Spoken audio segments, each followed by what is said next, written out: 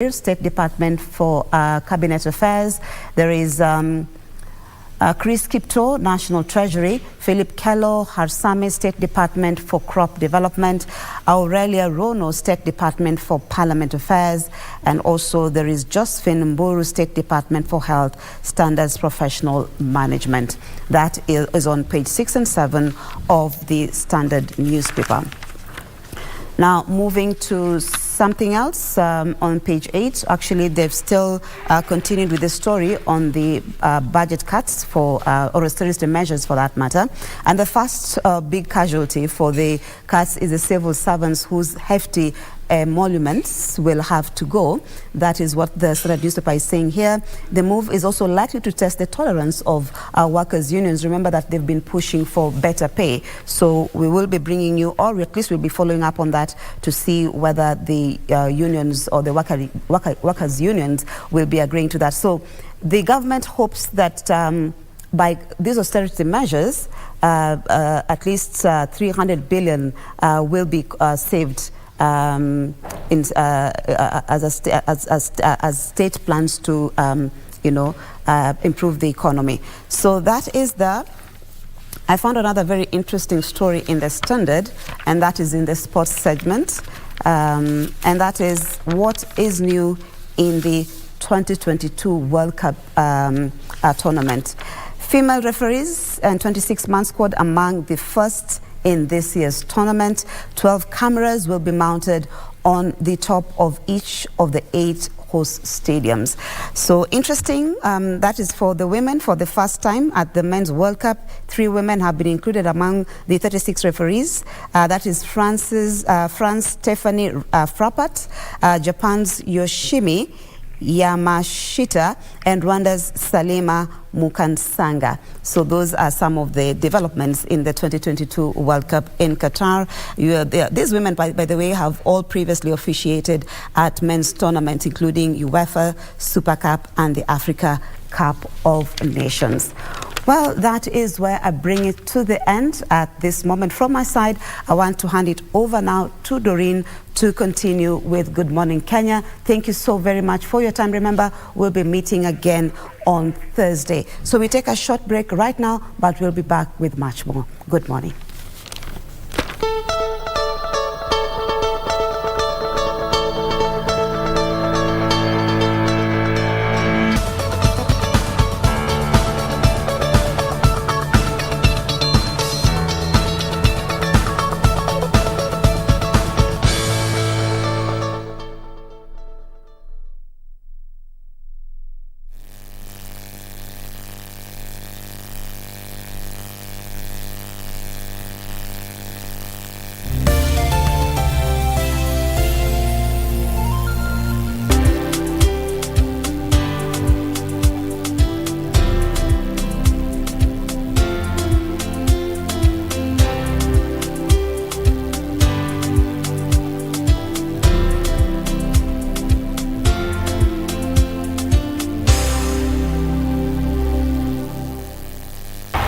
The legends and familiar charms will grace KBC once again.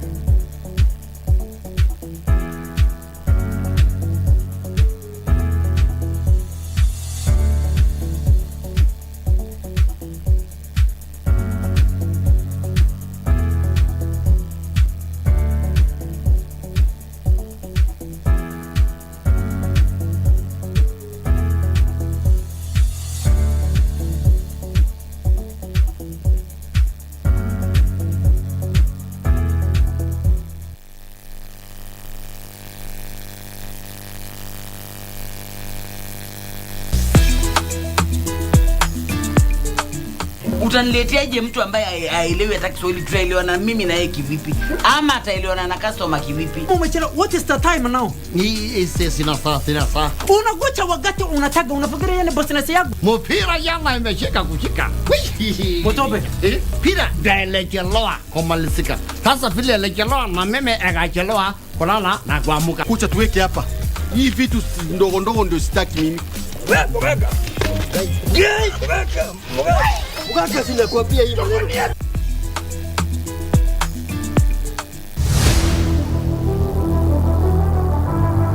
It's a hell of a way out here.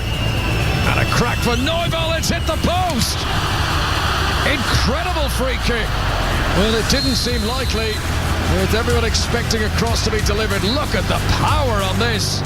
Bending away from Marcos. I think it brushed the back of Roque Jr. on the way through. It's a great save. Fingertips from the goalkeeper onto the woodwork.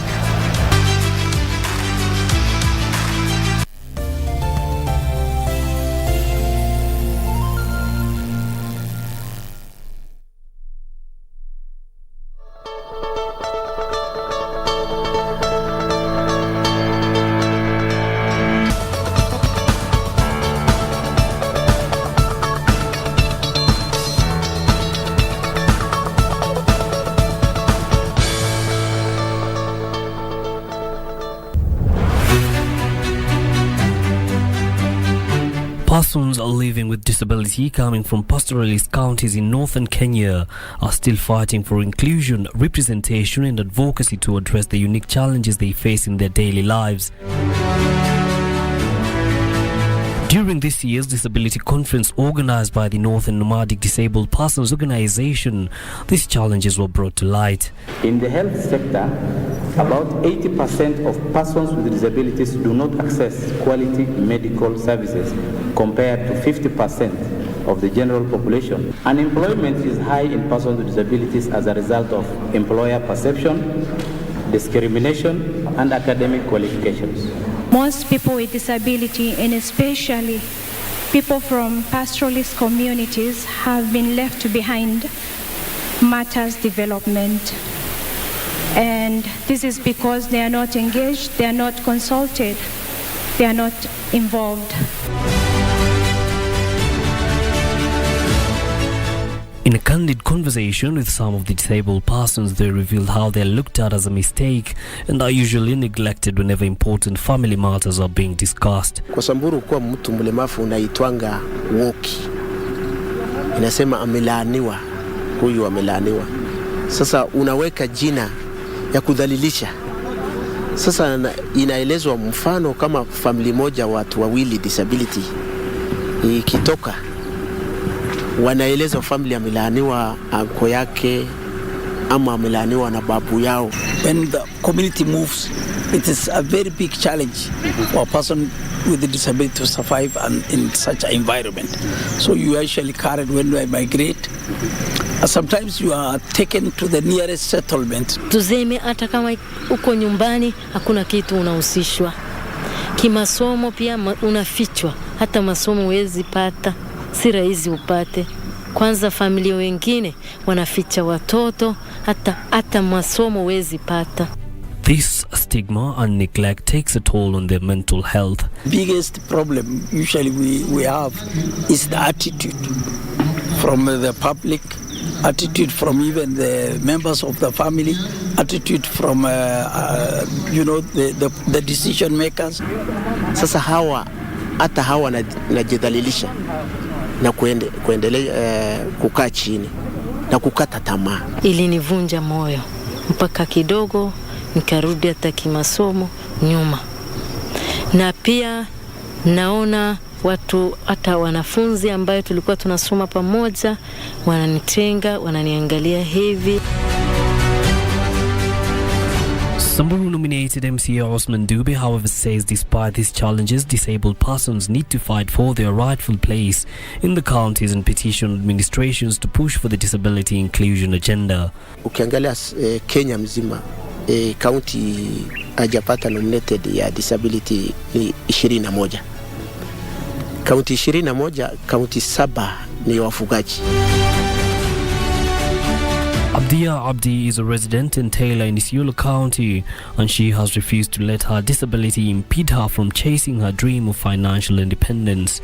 Kama wewe mwenyewe ujajikubali, wewe ni mlemavu, utafika. So nimejikubali. While pushing for the access to opportunities and inclusion of persons with disability in key nation-building processes, Nondo is still calling on the disabled persons not to let stigma obscure them, but instead come out and take advantage of the already available opportunities presented to them. Walemavu watokelezee, watafute haki yao, wasome, wajue haki yake ni gani. Ikijua haki yako, unajiendeleza. Persons living with disabilities insist that inclusivity and equal access to opportunities should be a top agenda of the administration of their respective counties. Yusufar reporting for KBC Channel 1 in the county of Isiolo.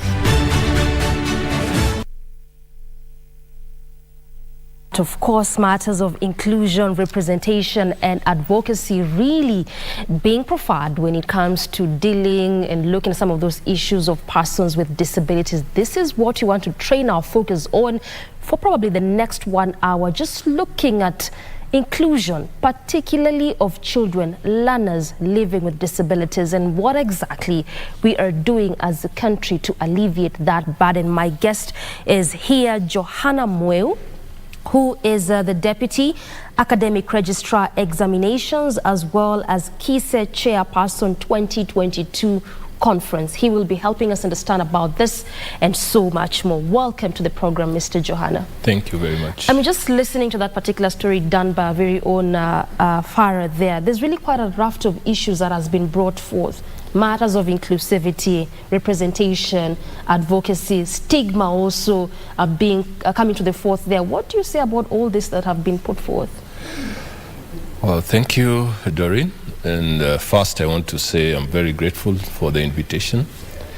And this is a very important topic in this country and in the world, because when we look at people with disability, quite a long time they have been segregated, and well, there's been a talk of inclusion, but when you look at it, it has not really taken shape to what it should be.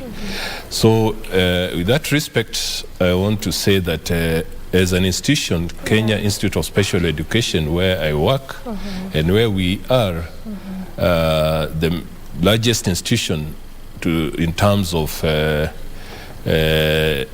matters to do with special needs. Yes. I want to really just take this time before I answer your question that to explain what is Kenya Institute of Special Education. It is the only institution that trains learners or teachers for learners with special needs at diploma level. So we are doing an in-service training. It was established in 1986 through a legal notice number 17 of February that year. We do other, we have other mandates which include assessment, which include production of assistive devices, which include research, among others. But for this talk today, we want to see where we are in terms of the education, the rights of the awareness that the community needs to have. I want to begin by saying the current CBC is one of the best things that came for us in special needs, because previously we were ranked with the others and we could not compete with them. One is because we have limitations and as such we cannot raise the same. So for that reason, now we are talking of competencies, and those competencies is what we need to look at. We just need to see what can a child do, not really what can a child do against another child. It is what the child can do. We have subjects or units which we teach children who cannot undertake the academic pathway. They call it stage-based, whereby the child is assessed by his or her ability and competence to do whatever aspect. Well, when we look at some of the things that are taught to those children, others may not see it as something very important, but if somebody cannot dress, cannot button a shirt, and is trained to a level that that person can button the shirt, I think that is a very big achievement for our children. And that is where we are when we talk of those children. Okay. Now, in the education of these children, there is one person who is very important. That is the parent or the guardian. Just before we get to that, Mr. Johanna, before we get to parents and guardians, and we'll do that momentarily. All right. But you've mentioned quite a raft of issues which I want us to elucidate a bit further before we get to that particular, the next point. Yes. And you've touched a bit on CBC. Maybe you can just talk a bit about that, because, and perhaps you can prime my knowledge on this one. There had been quite a number of complaints here and there that, we are moving to a new curriculum. And it's quite good, just the way you've mentioned. Of course, you know that reviews and the task force is still out there collecting these reviews. But then the realm of question had been the place of these children. Because, this is a curriculum that is more engaging. It's more child-centered. And you can imagine, just for a well-abled child, the kind of complaints that were coming in respect to, the engagement bit of it. So how much more of a child living with disabilities? Are you telling me that some of these provisions had been made, and perhaps if so, to what extent, just for these particular children? Yes, thank you very much. I think, just as I said, CBC for us has been a blessing. It's a blessing because, again, we don't have that competition, as I just said. Yes. Now, the provisions in this competency-based curriculum include 2 pathways which are taken by learners or children or persons with disability. One is they follow the regular curriculum with the rest, but they do adaptations. We get adaptations. All right. For example, if it's a child who has visual impairment, who cannot see, then that curriculum is adapted so that now he or she can access it and be able to undertake it. Those are children who can just follow the regular curriculum, but with adaptation, modifications, and be able to that is called age-based with adaptation. The other pathway is the stage-based, where they cannot undertake the academic curriculum, so they have their own kind of pathway, which is called stage-based pathway. And they begin with the foundation, they go to intermediate, they go to pre-vocational, and they end at vocational. In that pathway, they need not do mathematics, need not to do science, but they do activities of daily living, where for self-care and such like. And these are children mostly with intellectual challenges. That is now the pathway.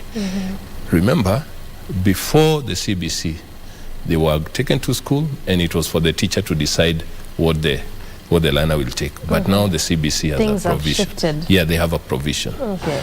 And it is within that CBC that now we are seeing the parent being engaged. Yes. Previously the parent would bring the child, give to the teacher, and expect the teacher to do all that pertains to the development of that child. But today, with the CBC, the parent is engaged and has to play a role. And this one, Doreen, actually what informed us now to think of now the conference we are thinking of is during the COVID-19, everything stopped. Schools were closed. There was social distance to be maintained. Now, look at our children who cannot be supported without being one-on-one. And some children were undergoing physiotherapy kind of services. They were doing they were getting other support, which are continuous, which they have to undergo throughout. When COVID-19 came, everything stopped. They went back home. The parents had no idea of what to do, so the children retrogressed in everything that they were doing. So when it came to going back for the services, the children had to start right from very far to catch up with that. And that is what made us now look at now. We have been supporting the parents, but has it been enough? No, I think we need to do more.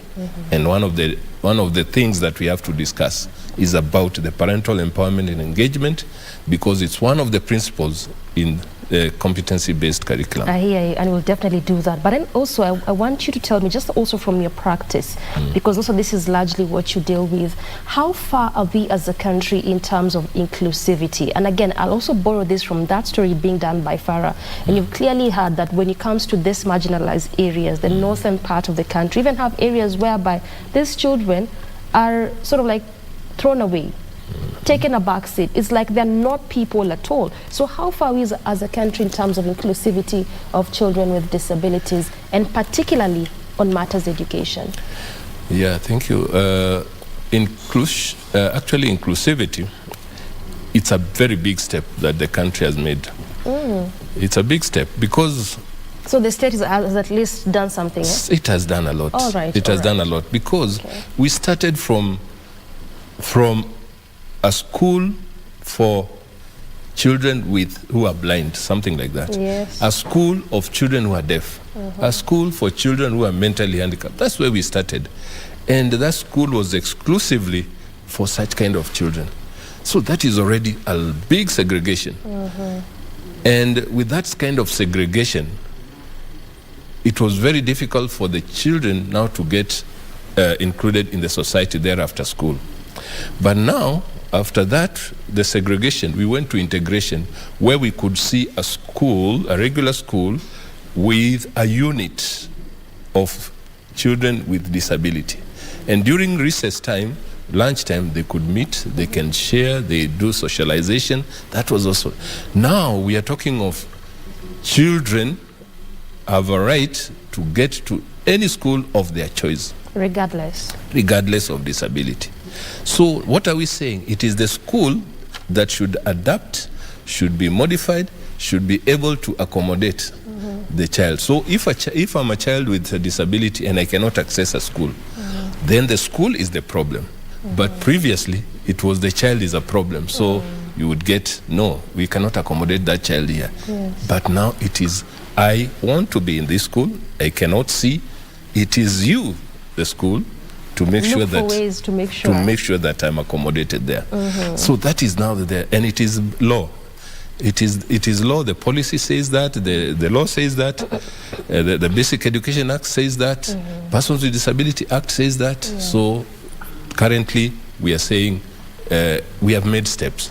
So then, Mr. Johanna, just allow me to butt in on that one. You are saying that the whole idea of having specific children for the blind, specific schools for the blind, specific schools for the deaf, for the lame, it was actually a bad idea from the onset? I think I was expecting that question because it needs clarification. Yes, The clarification is this, that children with disabilities, there are some who cannot benefit much in an inclusive setting.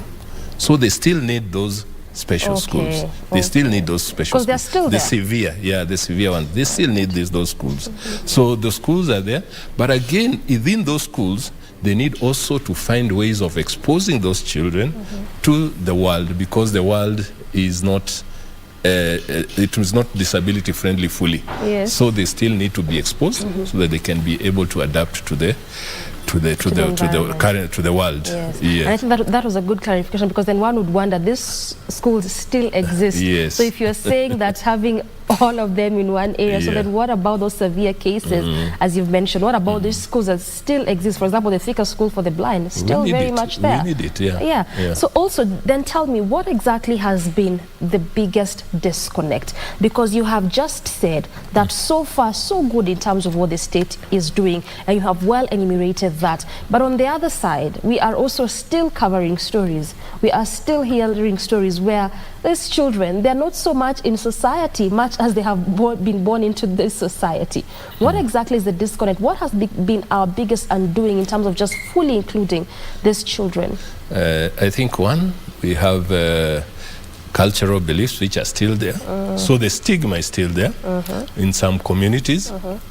So for us to do away with the stigma and that kind of segregation, I think we need awareness creation, sensitization, and basically that is what we will sort out our people. It is still, not everybody has been reached by has received this sensitization and awareness creation. And that is where, as a nation, we need to go. And this is not only for the government, it's for everybody that now... It's holistic. Yeah, it's holistic. Such that anybody, including KBC, that is what they should do as day in, day out. Not only one documentary like that one of Farah today, it should be every time. Continuous. Continuous. And all these radio stations, and especially now that we have this local language, I think that is where we need to get in, so that the advocacy can be felt, the awareness can be created. Because again, right in the counties, we have support services. We have what we call educational assessment and resource centers. That is where children are taken, they are assessed, and they establish the kind of need and the support that the children need. At Kise, we have the referral assessment center, in case they can refer to Kise. As actually we have 47 education assessment and resource centers. We call them EACs in short. And the 48th one is now the Kise one, which is a national referral one. And with that, the support is there. And we have officers down there who can now assess the children and give the right intervention. The intervention could be referring for medical. The intervention could also be educational, so that now they get support. So we still need a lot to do. We have a lot to do in terms of sensitization and awareness creation. All right, I hear you. You've talked about culture, and there's so much you can do in terms of awareness and sensitization. And I like the fact that you're saying that this is a holistic kind of effort. We can't really burden and say the state needs to just be doing this because it is the government. But at an individual capacity, there's so much you can do. So then what do we do about the aspect of culture? You realize culture is very much deep-rooted. There are some places in this country that this is our way of life. This is how we know how to do things. So what more can we do about the aspect of culture? Seems to be a very big problem in solving this issue. Yeah, I think, just as I said, we still have to move in more, because it was worse before. We could not get those children. They are hidden, they are whatever. But today, I'm telling you, we have very many who have been shown up in schools and such like institutions, unlike before. So when again we talk of culture will only be broken if they get to understand. Ignorance is also one of the issues that now will make them not change. But once sensitized, I think we shall get it there. Yeah, so we still have a lot of work to do. We still have a lot of work, as all of us. And I'm really thinking a lot has to be done, particularly when it comes to the aspect of culture. Yeah. But also talk to me about the role of parents in all this. And these parents who are now bearing the biggest brunt of the burden, because they're the ones who stay with these children at the end of the day. They are their children. Yes. How then should parents navigate this in terms of nurturing these children with disabilities? And still on the matters of education. Yes, very good. Yeah, parents, our schools, the area of special needs actually started with kind of a charity, sort of. It was like we could see the churches were the main players. So there was a lot of, you take your child to the school and it's like everything is done and the parent sits back. And to the extent even some parents left their children in those schools and could not go back for them, either because they could not afford to be taking them, or rather they are seeing them as a burden. There are so many things that happen, but the churches played a role, a big role, to start this education. Because for some schools like Thika School for the Blind and the others, they are started by the Salvation Army. So you can see. So with that, now is when, with the CBC, we are bringing in the parent. Parent, what is your role? What is it that you need to do? The continuity of this child back at home, because the child will not remain in school forever. Not remain in school forever. So needs to go back home, and when he goes back home, I think now the parents take over. However, it has always been when an organization, when it feels like there's a child with disability, they will only go to support the child. And remember, the parent. The parent. And the parent might be suffering even more than the child, because the child has been born, cannot see, but the child is adjusting and going on. But this parent has been hit seriously by the birth of this child, because whenever a parent is expecting a child, it's always the parent is waiting for a prayer to be answered to get a child. Then the child comes with disability. Now that parent, some parents will get off. It just switch off. Switch off because now they did not expect this. Some of them may even now want to take care of this child to the extent that they have to resign from their work. You know, that one brings another economic burden. Some families break because of that. So now these parents, those that think it's a curse now, they think it's a curse. There'll be blame game. So the coping process of the family becomes very difficult. So for that reason, that is one thing that now the parent needs to be empowered, need to be engaged, so that now the parent does not see it as a burden for him or her. And that is why one of the reasons that we thought of this dialogue in this conference that we are going to have.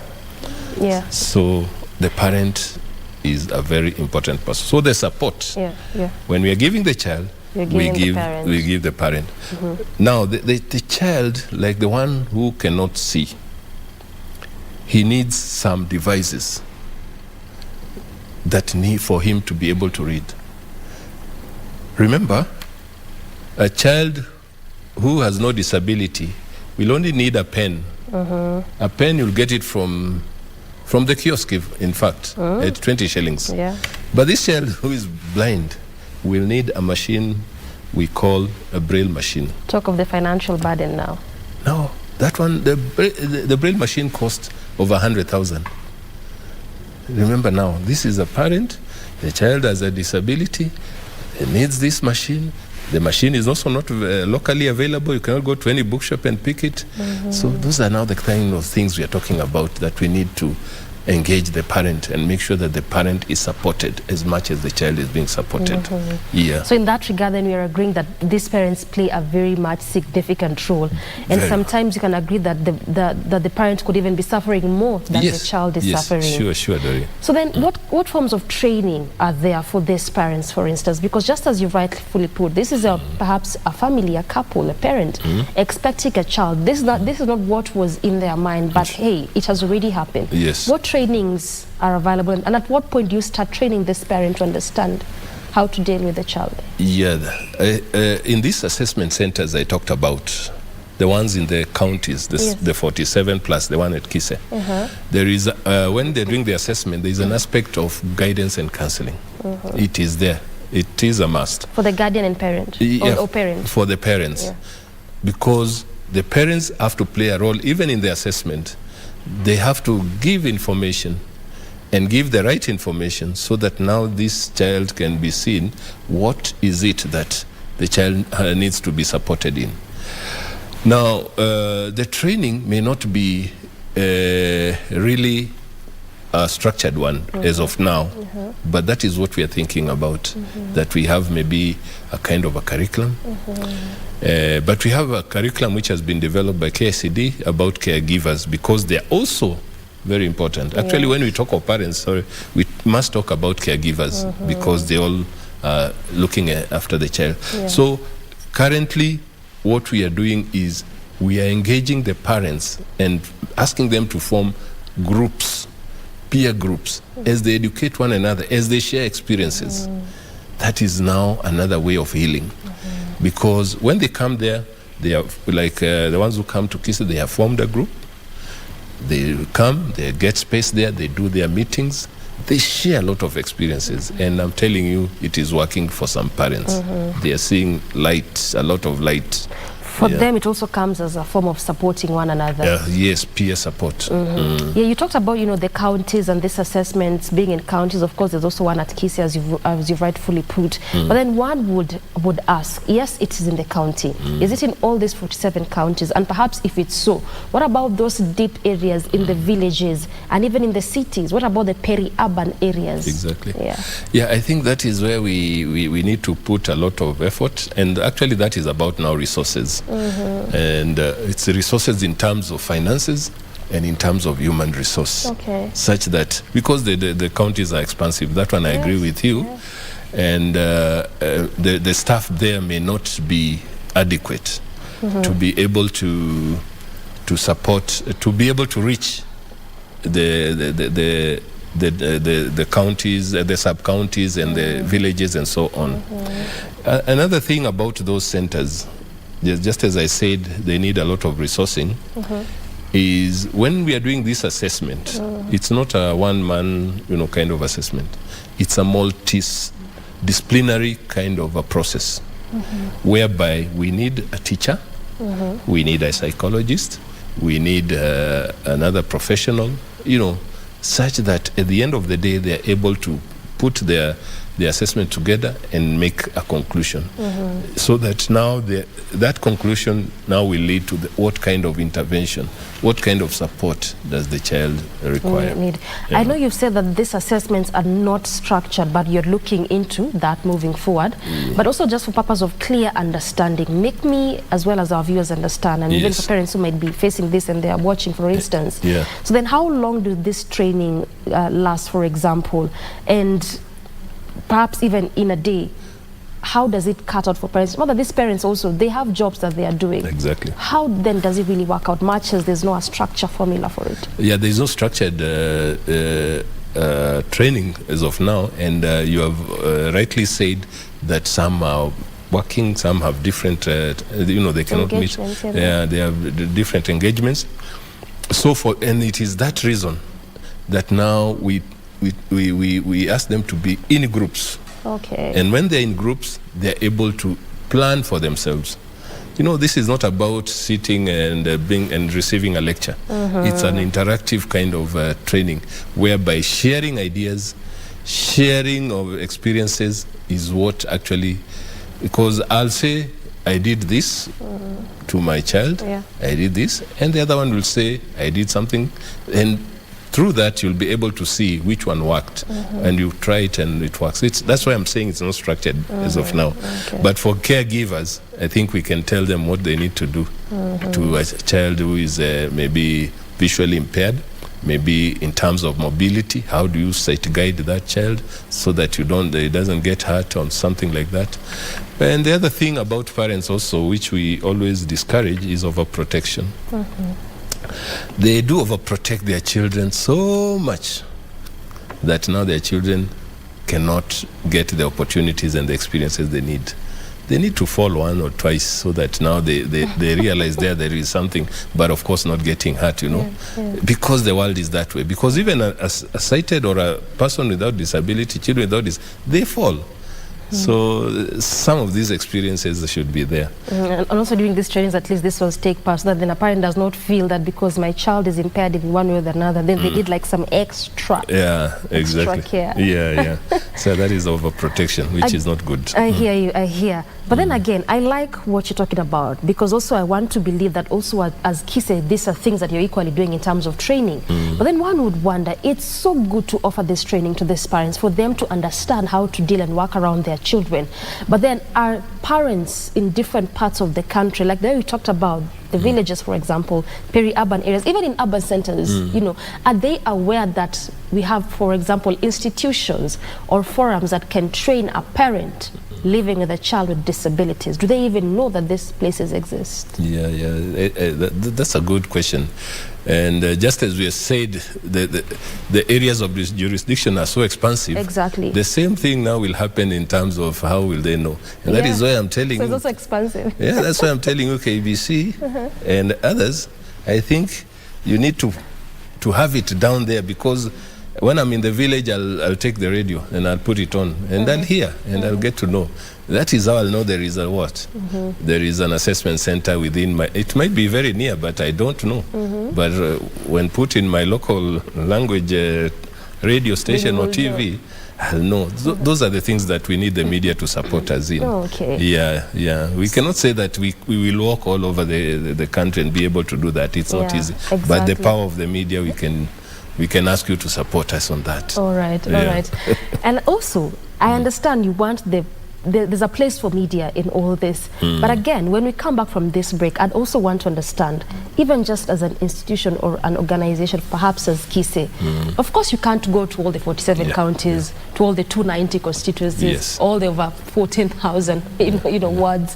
But exactly what are you doing in terms of just creating awareness in your own right, in your own small way, for these parents out here to understand that we have these institutions, this is what we are offering, these are the programs for you as parents and for you as learners, and also the aspect of rights of these learners. Do they even know their rights, for example? Exactly. Yeah. So I'll zimariate on that one. We take a very quick breather.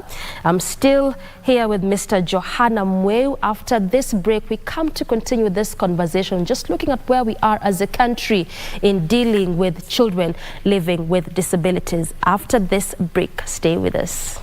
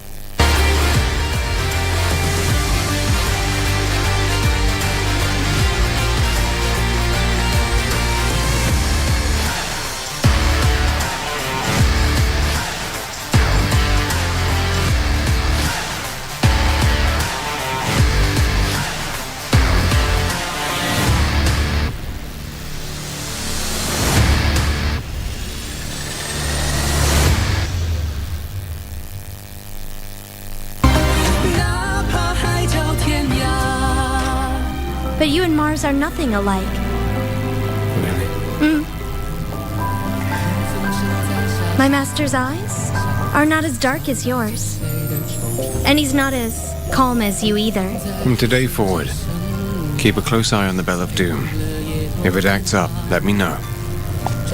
Does your lordship think Sky would re-emerge? You're saying you saw Lady Betsy putting things in Genova's tea? I dare not lie to you. It's too risky to allow her to become our queen. We can't trust her. No, you can't drink that.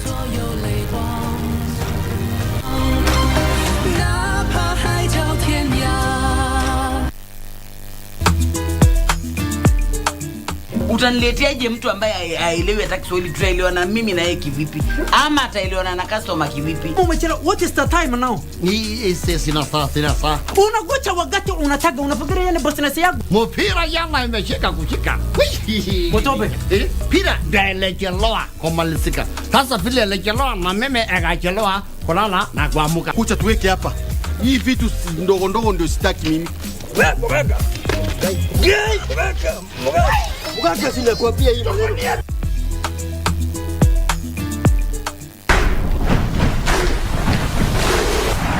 November like never before. Mouth-watering programs.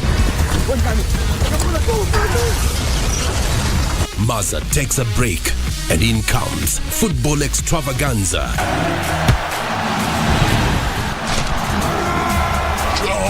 And a bouquet of the best of movies from the Orient lined up for you. Oh yes, November 2022 is like never before. Only on KBC Channel 1.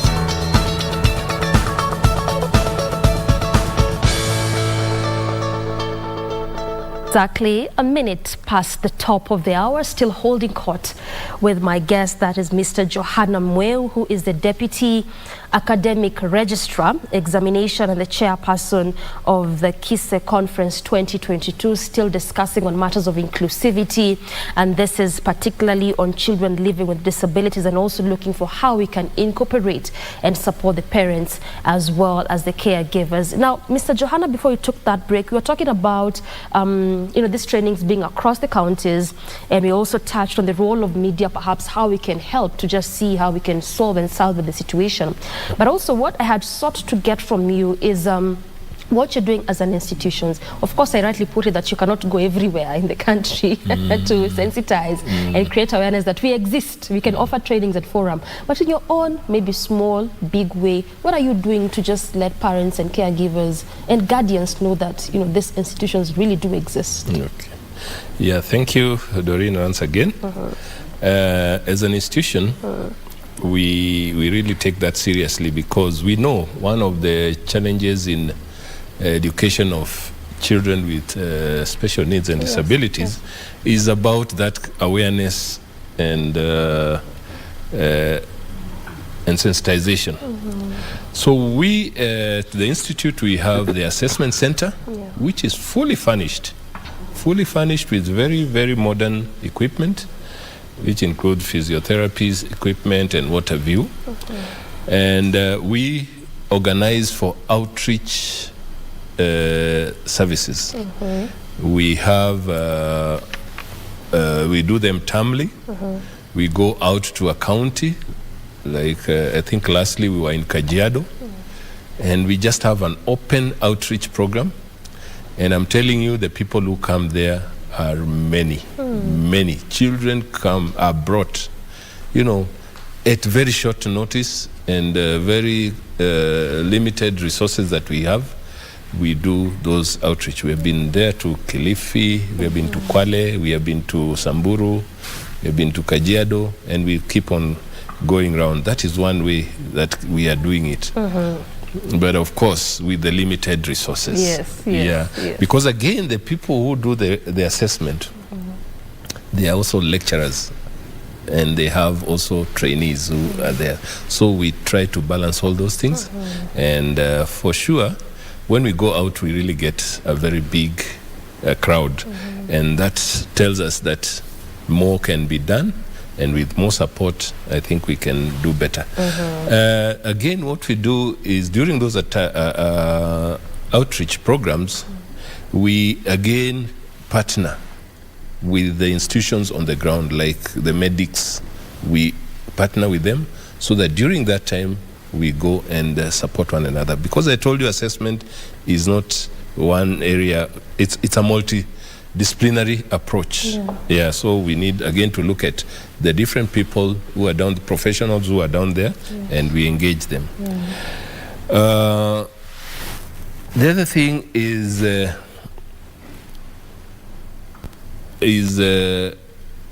our parents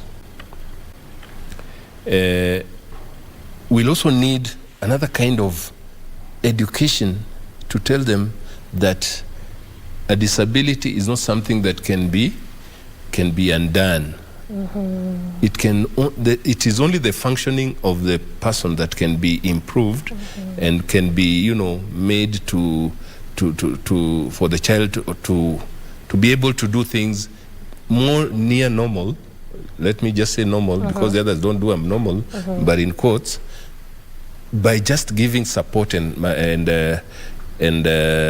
adaptation through adaptations.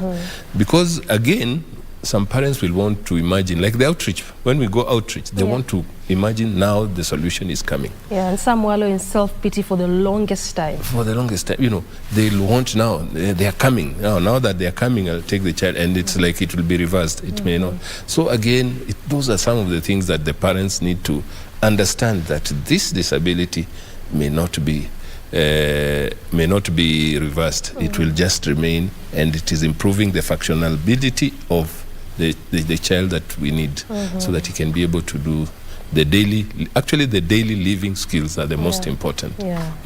So then, of course, these outreaches have really yielded fruits in the various places. you've been? The places we have been, we have really had a big crowd, and the children they have come out. So again, sensitization. So then, I hear you. So then, even as you're out here, sir, let me just pick your brains on this one. What are the experiences? What are you learning from parents? What are they saying? No, the parents will need that support seriously. However, there is the parents. The parents who will still feel that the support they need is like material support, financial support, so that now that it came with a charity kind of as a way of supporting, from the churches, from the churches and right from the donors and what have you. But there's still those parents who will feel they'll feel that now we are coming to be given something to support this. But what we need, what we really emphasize on them is about supporting the child to be able to function, to be able to function in a better way, to be able to do the activities of daily living, to support, to be independent. All right? That's what we do. But we always find those parents coming along, but we also find the others who will understand that. And that is why, again, we need the parental engagement and empowerment. Put them in groups and let them understand that through the sharing of experiences, they can support those children in a different way, not necessarily by getting the handouts, but by them participating. And I mean, what I'm drawing from you, and I think that's why I wanted to just get your account on the experience of parents. It looks like there's a big burden on matters of finances. And that's why some would really think, like when they see you, they think, oh, our Messiah has come, finally, So then how do you deal with these parents? Of course, this again coming at the backdrop of, like, for instance, now the high cost of living. Good number of these guardians and parents are dealing with quite a lot of that. So then, even in your practice, perhaps when you go out for outreaches, how do you deal with these matters of finances, these matters of handouts? What exactly are you teaching and training them to be more empowered, for example? Yeah, the empowerment here is about understanding, being aware of this disability is not the end of life for this child. The child can be supported. The child can go to school like any other child. Those are the things. Those are the things that the parent needs to understand. And also, maybe if, the other challenge again is that the schools are not there. For some of these children, they'll fear. The distances of the schools are again very far. Even for the children without disabilities in some areas, the schools are very far. So again, mobility, moving to the school for a child who has mobility issues, then it becomes a challenge. So now those are the things now that, as parents who are empowered and parents who are fully engaged, they can now even do some caucusing within their regions and engage the leaders, engage the politicians, and see on how maybe a school can be built, maybe how they can access those schools, maybe how the schools can be made boarding if it is necessary. Reduce on the movement. So that now the children can access the schools. In fact, that's a good point, because some children don't go to school not because the parents don't want. The schools are far away. In fact, we did a research sometimes in 2018, and we realized that was also one of the challenges that was making children not go to school. The parents are willing, they go to school, and then again, when it is very far, the parents take them, and to pick them it becomes a problem. Like when it's a short break, maybe like the midterm for 1 week, or rather a holiday for 1 week, the parent will feel it is very expensive, because again may not be able to afford, so the child will remain in school. Those kind of things. That is why we want now the parent and the parents to come together and be able to understand and support one another. And now through that, I think the government comes in very easy. Exactly. When there's already like a group, already knowing where they're going, form of support has already been established. Exactly. All right, so then this aspect of transition, how then are you doing it in terms of engagement? Because it's really one thing and a good thing to say that we are doing trainings for parents at this level, because I want to believe it's level per level.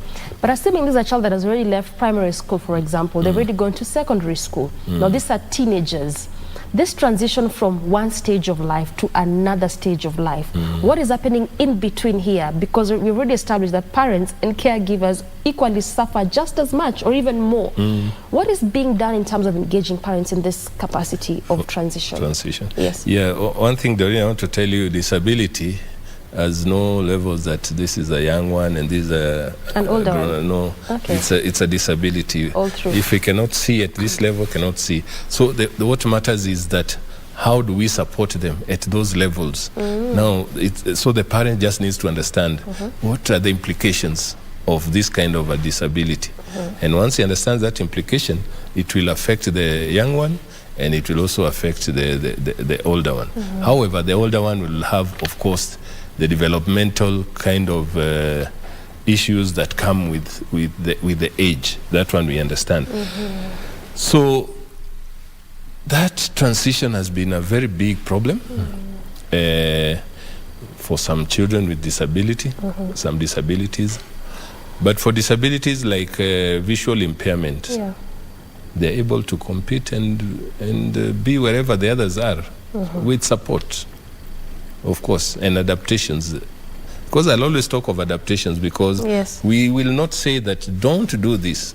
We just need to adapt it so that the person is able to see to do it. Because if it's a task that is visual, then if I cannot see it, can you put it in such a way that I can hear it, I can understand it by explanation, and I'll be able to do it. That is, for those with a hearing impairment, again, it's very easy. They transition very well. Again, we have challenges in adapting their work. Now, the persons with intellectual challenges have been the biggest group that has always not had very good transition. These children will be in a school, maybe do a lot of vocational work, but at the end of the years, the child is good in doing a specific kind of a task.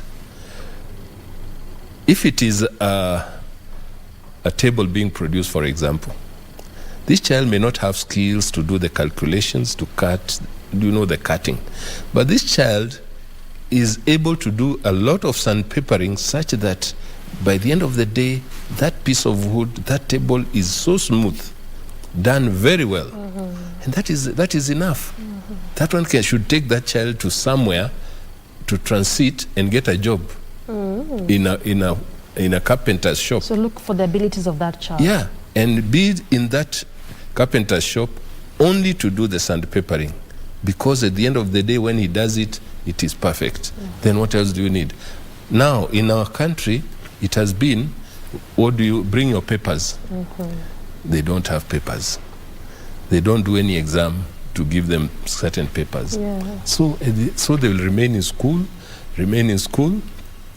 They will to grow the school. And now when they have to leave, they have nothing to show. And nobody is willing to employ them because they don't understand them. So again, sensitization, awareness creation, very important.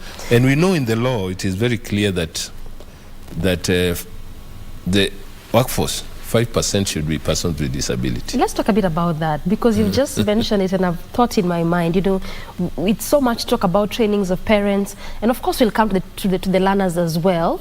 But then again, even as talk about the 5% as per the labor laws and per the workforce, but also do employers understand even how to work around, persons with disabilities, for example? They've already transitioned, they've left primary school, they've gone to high school, perhaps those that managed, those that went to even higher learning, but now in the workplace. Do employers understand how to deal and work around these children Yeah. I mean, sorry, this persons, and could that also be the reason as to why we don't really see them in the workspaces? Yeah, I think it just boils back to I don't know how to deal with this person. Even in some schools, I'm telling you, you will find the teachers, maybe they are not trained in this area. So they will always be scared. They will not want to have maybe a child with disability. They don't know what to do. They don't know. And in the event that one of the teachers within the school is trained in SNE, whoever child and any child with a disability will be referred to that teacher. To this one teacher. Yeah, it will be mtoto wako, mtoto wako, mtoto wa fulani. You know, that kind of a thing. It's not because they don't want to support. It's because they don't have the knowledge, they don't have the skills, they don't have the awareness that these children can do very well. Like when it comes to catering, those with hearing impairment are very good, very good. They do a lot. We have caterers who are, I understand there is a hotel here in Nairobi where all the staff are deaf. And they do a wonderful job. The meals are very good. You know, those are the things. It's just because of fear of the unknown that the employers... lack of understanding. Yeah, then the employers will feel, no, now this one, since he cannot talk, he cannot do. I'm telling you, even there is an maybe an explanation of one person who was blind, went to a hotel, and into the hotel, everybody was just like standing, even the waiters, they didn't know how to get to that, and to that person. So this person, the guide came in, so there were two now, at least the guide was seeing. So now they came, because now they have somebody they can serve. The other one they could not serve. Why? It's because they don't know how to deal with that person. And even when they came to ask her, what are you going to take? It is the one who is sighted who was being asked those questions on behalf of this one who cannot who cannot see. The imagination was, since you cannot see, you cannot hear, you cannot understand, there is nothing you can do. No. And you know, in Kiswahili, they even call them wagonjwa, which is not right. Yeah, because they're not sick. They're just able differently. Yeah, they're just able differently. So those are the things. It's actually a community issue. It's a perception. It really does cut across. It cuts across. And we'll come to the role of the community. I mean, there's really looking like there's quite a lot to discuss on this one. Yeah, we'll come to community, but then before that, let's now come back to the learners. So then, these learners, are they even aware of their rights? Basic right to education is enshrined in the Constitution. You've definitely touched on issues here and there while enumerating them, explaining them in great detail. But this particular learners that now we are talking about, these children living with disabilities, are they aware of their rights? That this is my right to be in class and learn regardless? Yeah, I think now we are going there. We are going there. Okay. Now, in the beginning I said, the children will go to the school of their choice. And we have seen them doing it now. They are doing it. They are going to a school and saying, this is where I want to be. And the school has no option. They're taking a firm stand now. Yeah, they are. They are not like before when these are the children who are coming to Form 1s, and on the day of reporting, the child is blind or has this disability. No, we cannot. Now the children are saying, I want to be there. I want to be there. Even in the workplaces, there's some people who have joined, persons with disability who have joined some companies, and realizing that they have a disability, they say, no, I want to be there, and especially the public institutions. And they are doing it. So now we are saying they are now realizing their rights very much. And they have groups, they have unions, which now they also articulate their issues. We have groups that do the advocacy. And as an institution also who works with them, we do a lot of it. Yeah. We do a lot of it. Yeah. And also they also have representation even in places of parliament, for example. Parliament, yeah. You have just specific slots in Senate that this one is for want to represent persons with disabilities. And of course this cuts across and cascades down to even these children. Exactly. So at least now they understand so far that this is my place. If I want to be in such a school, I can be, regardless. Yeah. We also talked about the experience of parents. What are the experience of learners in the grounds, the various areas that you visited? What are these learners with disabilities talking about? For instance, what is it that they want the government stakeholders to do for them? Well, when we go for outreach, the children feel that they're not supported, you know. Just as the parents? Just as the parents. So they just request for support. Yeah. And the support is about now attending school and getting the right resources to be within the school and to feel part and parcel, to be given equal opportunities like the others, not to be seen that they cannot do this. They can do. Disability is not inability. Exactly. So they can do, only given the opportunities. Give us the opportunities, that's what they say. Give us the opportunity and we shall show what we can do. What we can do. And for sure, you give them, you'll see they do it. Exactly. And they do it very well. Yeah, just like from the examples that you've already given. Yes. This aspect of support, let's talk a bit about that, because this aspect of, for example, the devices, I mean, we can constantly talk about how expensive some of these devices are. So in terms of support, perhaps what more can we do? And this not just as government, but holistically, because you've already said that this is a holistic kind of effort to offer these devices to these children, things that they can use to read, for example, if it's the canes to walk, that can aid it walking. What more can be done in terms of support? Yeah, currently the government, we can say it's doing well, because in terms of, is it the money that is it the capitation that is given to the other children without disabilities? And this one, I think the ones for those with disabilities, there is an additional amount. I don't know the real amount, but I'm sure there is a kind of an additional amount to cater for those expenses, because to educate maybe a child with disability might be a bit more expensive than to educate a child without a disability. So that is what the government is doing. But when we look at it, it's not enough. It's not enough. It's not enough, because something more needs to be done. Yeah, because again, the machine I was telling you. Yes. If the school has the machine. This is the Braille? The Braille machine, which costs over 100,000. The child will use it, but on leaving, what will the child use when he goes out? You see? That's the thing. Have you ever thought about that, by the way? Yeah, he needs to transit with the machine so that he can use it. But now those machines just remain in school, so the child has to leave and has to go and look for his or her own. That is something that I think the support should go beyond just having the machine within the school. It should go with it. However, we are having technology which is now, supporting some of our learners very well, because of different softwares which now are friendly and they can access. Again, to access them, those softwares, maybe they need to buy them, and what have you, they need to subscribe, they need better phones, all that kind of a thing. So again, it's a bit expensive.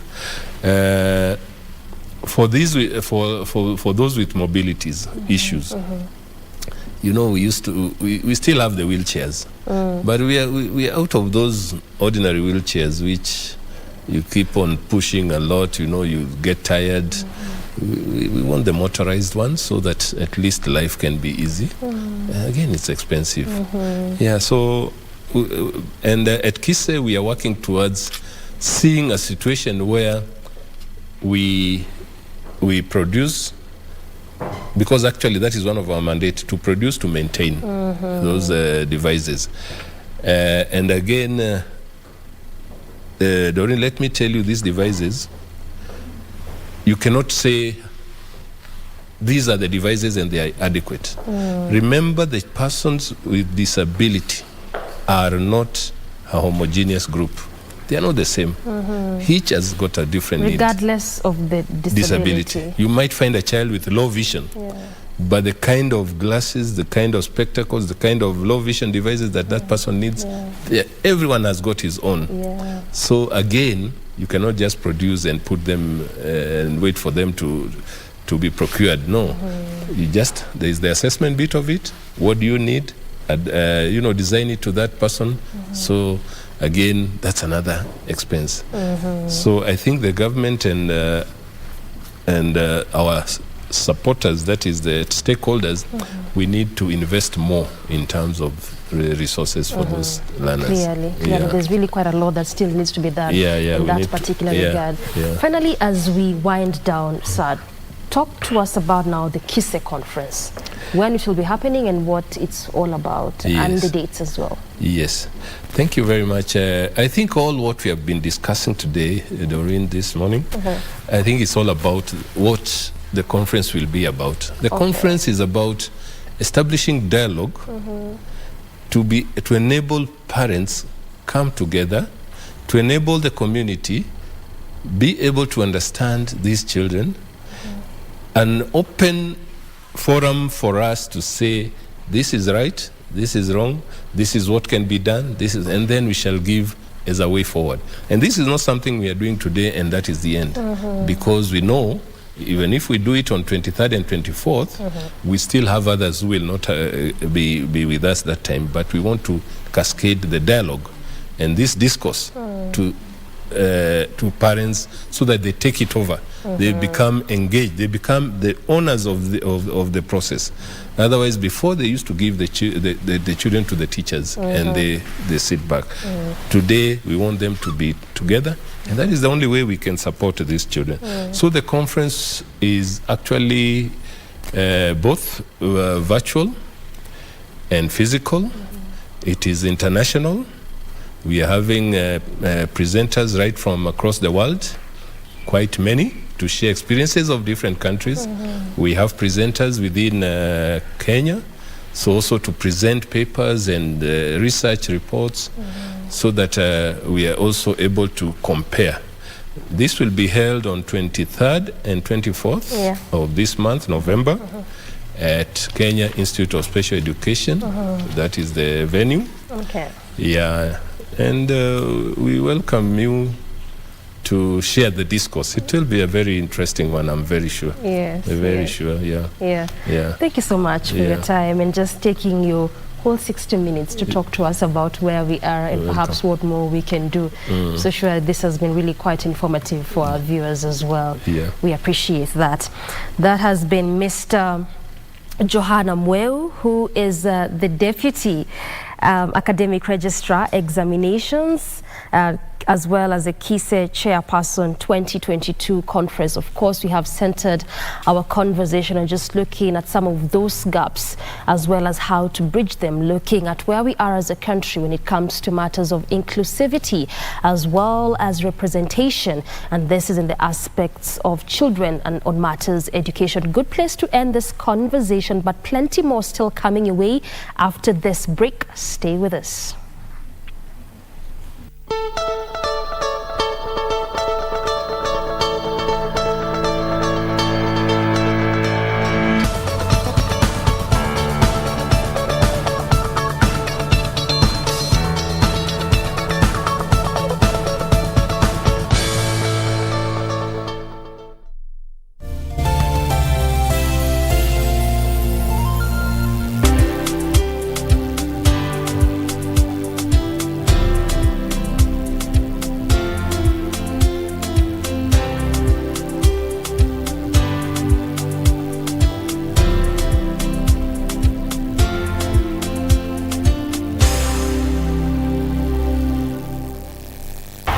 The legends and familiar chants will grace KBC once again. Don't need Take on Tech, a weekly program that brings you technological debates and concepts. Let us assume we have a young innovator. who has come up with an app. Financial technology and financial services is a very complex game. Keeping you up to date with the latest tech news both locally and internationally. Apple has lost its position as the most valuable firm amid tech sell-off. We also explore different innovations by our very own young innovators. Make sure you don't miss. Tune in every Monday at 10:30 p.m. only on KBC Channel 1.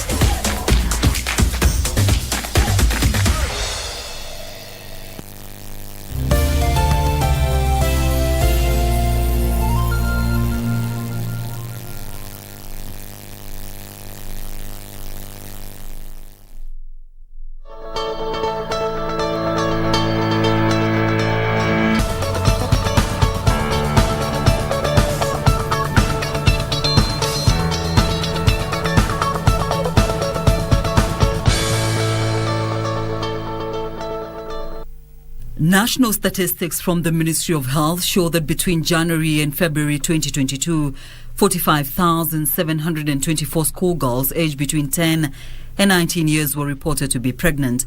Majority of the girls do not resume school after delivery. Our quest to find out why took us to Matisi Ward in Saboti constituency in Trans Nzoia County, where cases of preteen and teen pregnancies are on the rise. Rafiki Secondary School is one of the affected institutions. Only 2 teen moms are back in school out of 20 who fell pregnant last year. For this year, our cases are about 9, and most of the students who have had pregnancies, we allow them back to school. Last year, we had about 11 cases, out of which around 8 have come back to school. Kusoma nilisoma vizuri, I was a bright girl. Kufika form 2, that adolescent stage and peer pressure among my friends ndio ilinifanya nikapata ujauzito nikiwa mdogo. Nilipata ujauzito nikiwa na umri wa miaka 17. Veronica and Trize are both Form 4 candidates. Mi peer pressure ndio ilifanya nikapata ujauzito. Okay. The first time I tried, I didn't know when I'll get pregnant. So hivyo tu ndio ilikuwa, na hivyo ndio nilipata ujauzito wangu wa kwanza. I used to come to school hadi nikafika mwezi wa 7 sasa. After election nikaamua tukubakia nyumbani, sasa ndio nikajifunguanga hiyo August. Nikajifungua September nikakaa nyumbani. Sasa hii October sasa nimekuja shule, niko naendelea na masomo yangu vizuri tu. The schoolmate Sarah is pregnant. Like Veronica and Trize, she hopes to remain in class until delivery and resume studies afterwards. Mimi nikijifungua tu nitarudi shule niendelee na masomo yangu hadi nimalize. Another school grappling with increasing cases of teenage pregnancies is Grassland Primary School. Modeste, a Class 8 candidate and teen mom, agrees to speak to us about her situation. Wakati ilifika akaniambia twende kwake, nikaenda. Akaniambia nimekuja kuita tukekeka hapa karibu 1 month. Nikamwambia na mimi shule, after all nimekosana mama yangu. Akaniambia usijali, itakuwa tu natoka hapa ukienda shule. Disappointment and guilt are some of the emotions parents and guardians of teen mothers feel. Alipopata hiyo hali nikaenda shule, principal akaniambia mtoto akae nyumbani. Akishajifungua maliza miezi 6 mama mtoto arudi shule. Amekaa alipofika kiwango hiyo nikamrudisha shule. To support the academic ambitions of the young mothers, school heads in the region organize counseling sessions. Our former students who have made it to the university, they come back, they talk to the same girls. We also call professionals. Some of the professionals who talk to the girls about career progression. The local administration, led by Matisi Chief, also often runs sensitization campaigns. Ningependa kuomba wazazi, sisi serikali tutafanya part yetu ya kuchunga watoto hawa, ya kuhakikishia ya kwamba yeyote atakayewapea mimba tutamshika, na pia tumediscourage mambo ya disco matanga, mambo ya health programs zinaendelea shuleni. Pia tungependa wazazi pia wakuwe na muda na watoto wao. In 1994, the Ministry of Education enacted the school re-entry policy, which addresses early and unintended pregnancies. This policy allows girls to be admitted back to school 6 months after giving birth. Kuna watoto ambao tumekundiwa kwamba wanapata mimba na wazazi hawataki kuwaruhusu waende shuleni. Kuna mtoto ambaye alikuwa class 6 alipata mimba, tumejaribu kufuatilia, wazazi hawataki. Kuna kesi kama 3 ambayo wazazi wanaona kwamba wale watoto walifanya makosa. Thankfully, implementation of the school re-entry policy is picking up in Matisi and other parts of Trans Nzoia County, a welcome relief after years of victimization and stigmatization of schoolgirls who fall pregnant.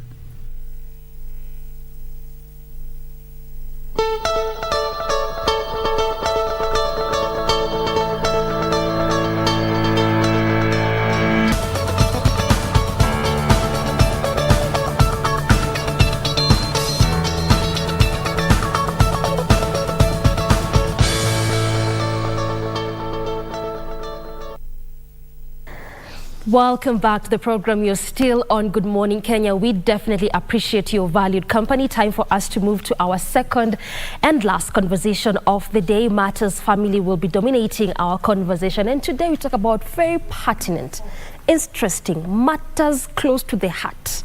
That is the kind of conversation we're about to be having at this in the next 50 minutes or so with my guest here. We're talking about money, couples and conflict. Yes, money, quite very pertinent and close to the soul. To my immediate left, that is Peter Mbui Gitau, who is the founder and CEO of Excellence Molders International.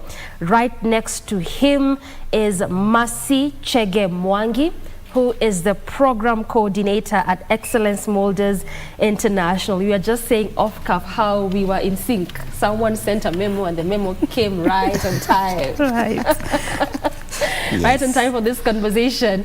Anyway, good morning. How are you doing, lady and gent? Good morning. Morning to you. You're well relaxed, good, ready for this conversation?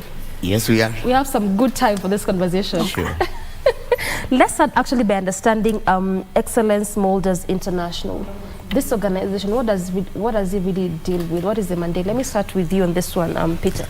Okay, Excellence Molders International is an organization that came into place in the year 2014. And our core mandate is just to assist people get the most out of life. In context to, we do trainings, we do coaching, and we do mentorship. So that's our core mandate, just helping you get the most out of life. And across the various aspects of life, be it family, be it work, be it career growth, be it investments and growth at a personal level. That's our mandate. Yes, simply speaking. Simply speaking. Yes. More like maximizing your potential in every capacity. You've put it very well. I got your point. Yes. Masi, since 2014, quite some time. What has been the gains made? Okay, the gains made helping people get the most out of life.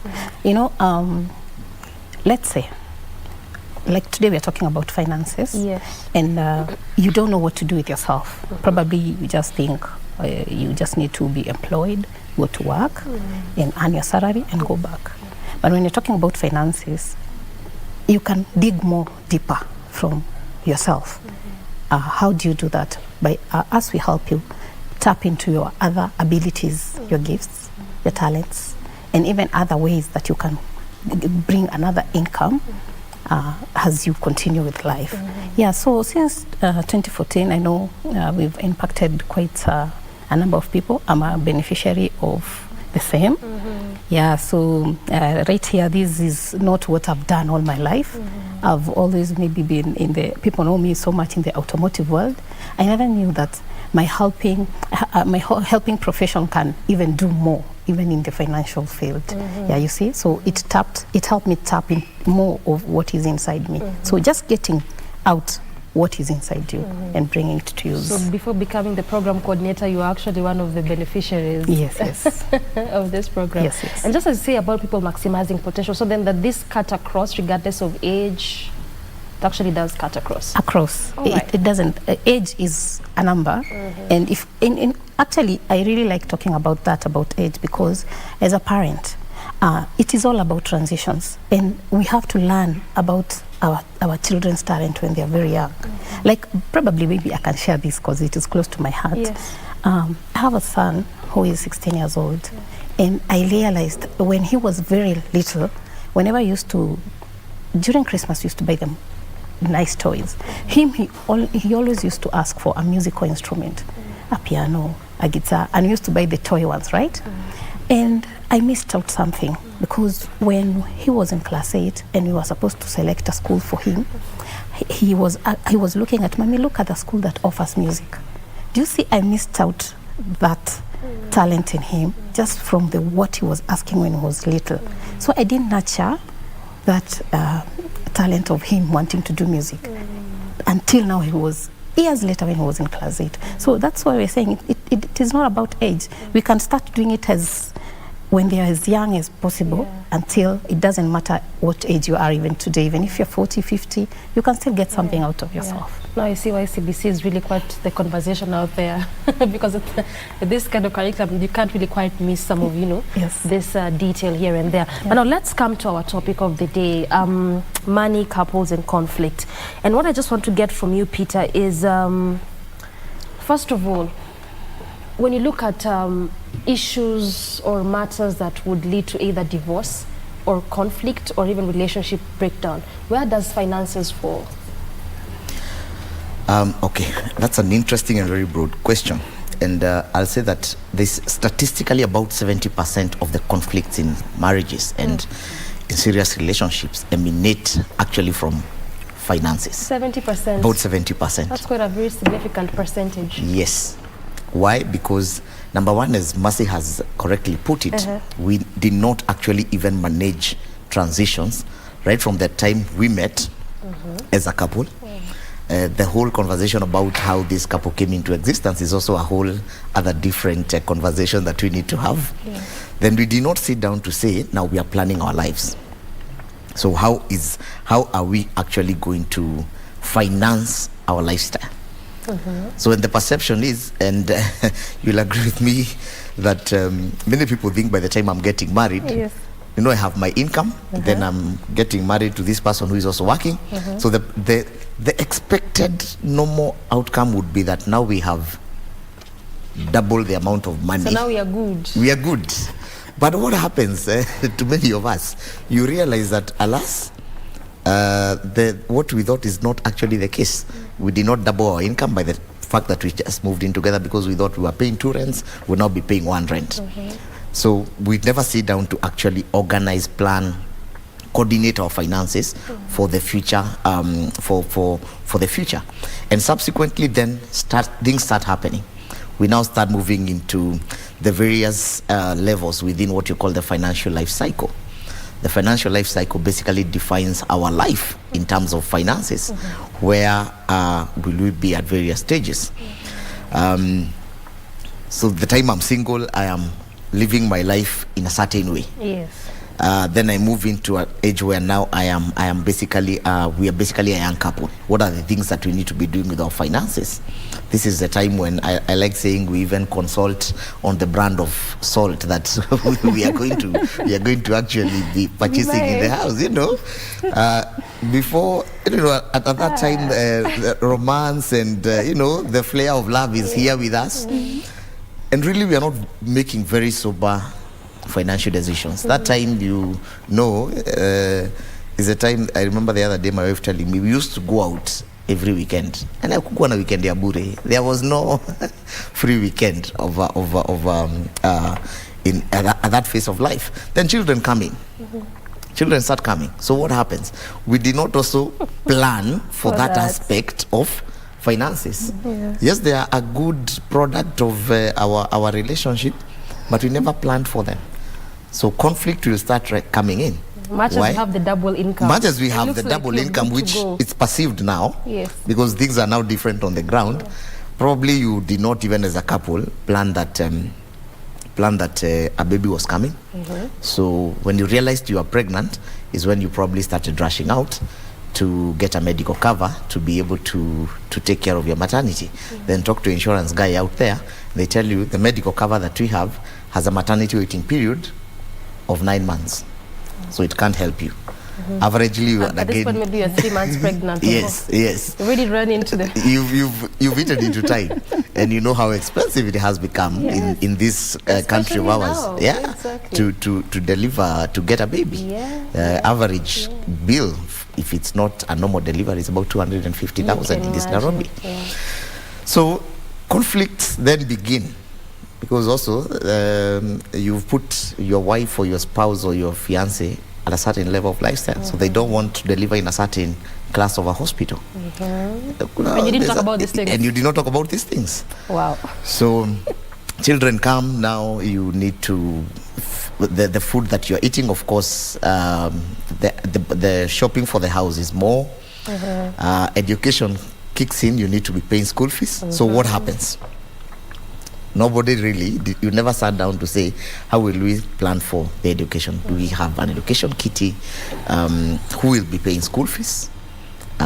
Whose income will be going to what and what? So you find really a lot of conflicts will come in. And now you also bring in the African aspect of our lives, where we are also dependent upon by other people in our extended families. And we'll come to that. Yes. We'll definitely come to that. You've really touched on a raft of issues, and we have good time to discuss on all these things. In Yes. fact, as you are explaining, I'm just seeing Marcia smiling like all the way.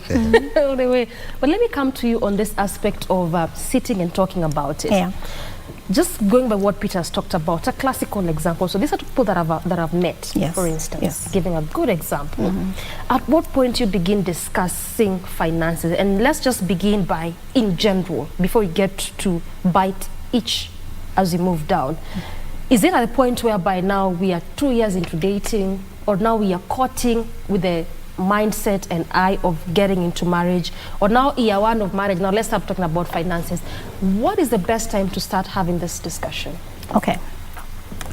What I would say, the best time to having this conversation is with yourself, even before you get into it. Kwanza anza na wewe. Yeah, anza na wewe. And then start early, as in, even these things, we should start them with our children. Okay. Because let me jump here and say, most of our behavior, even with money, is not shaped by our life now. It is shaped from where we came from.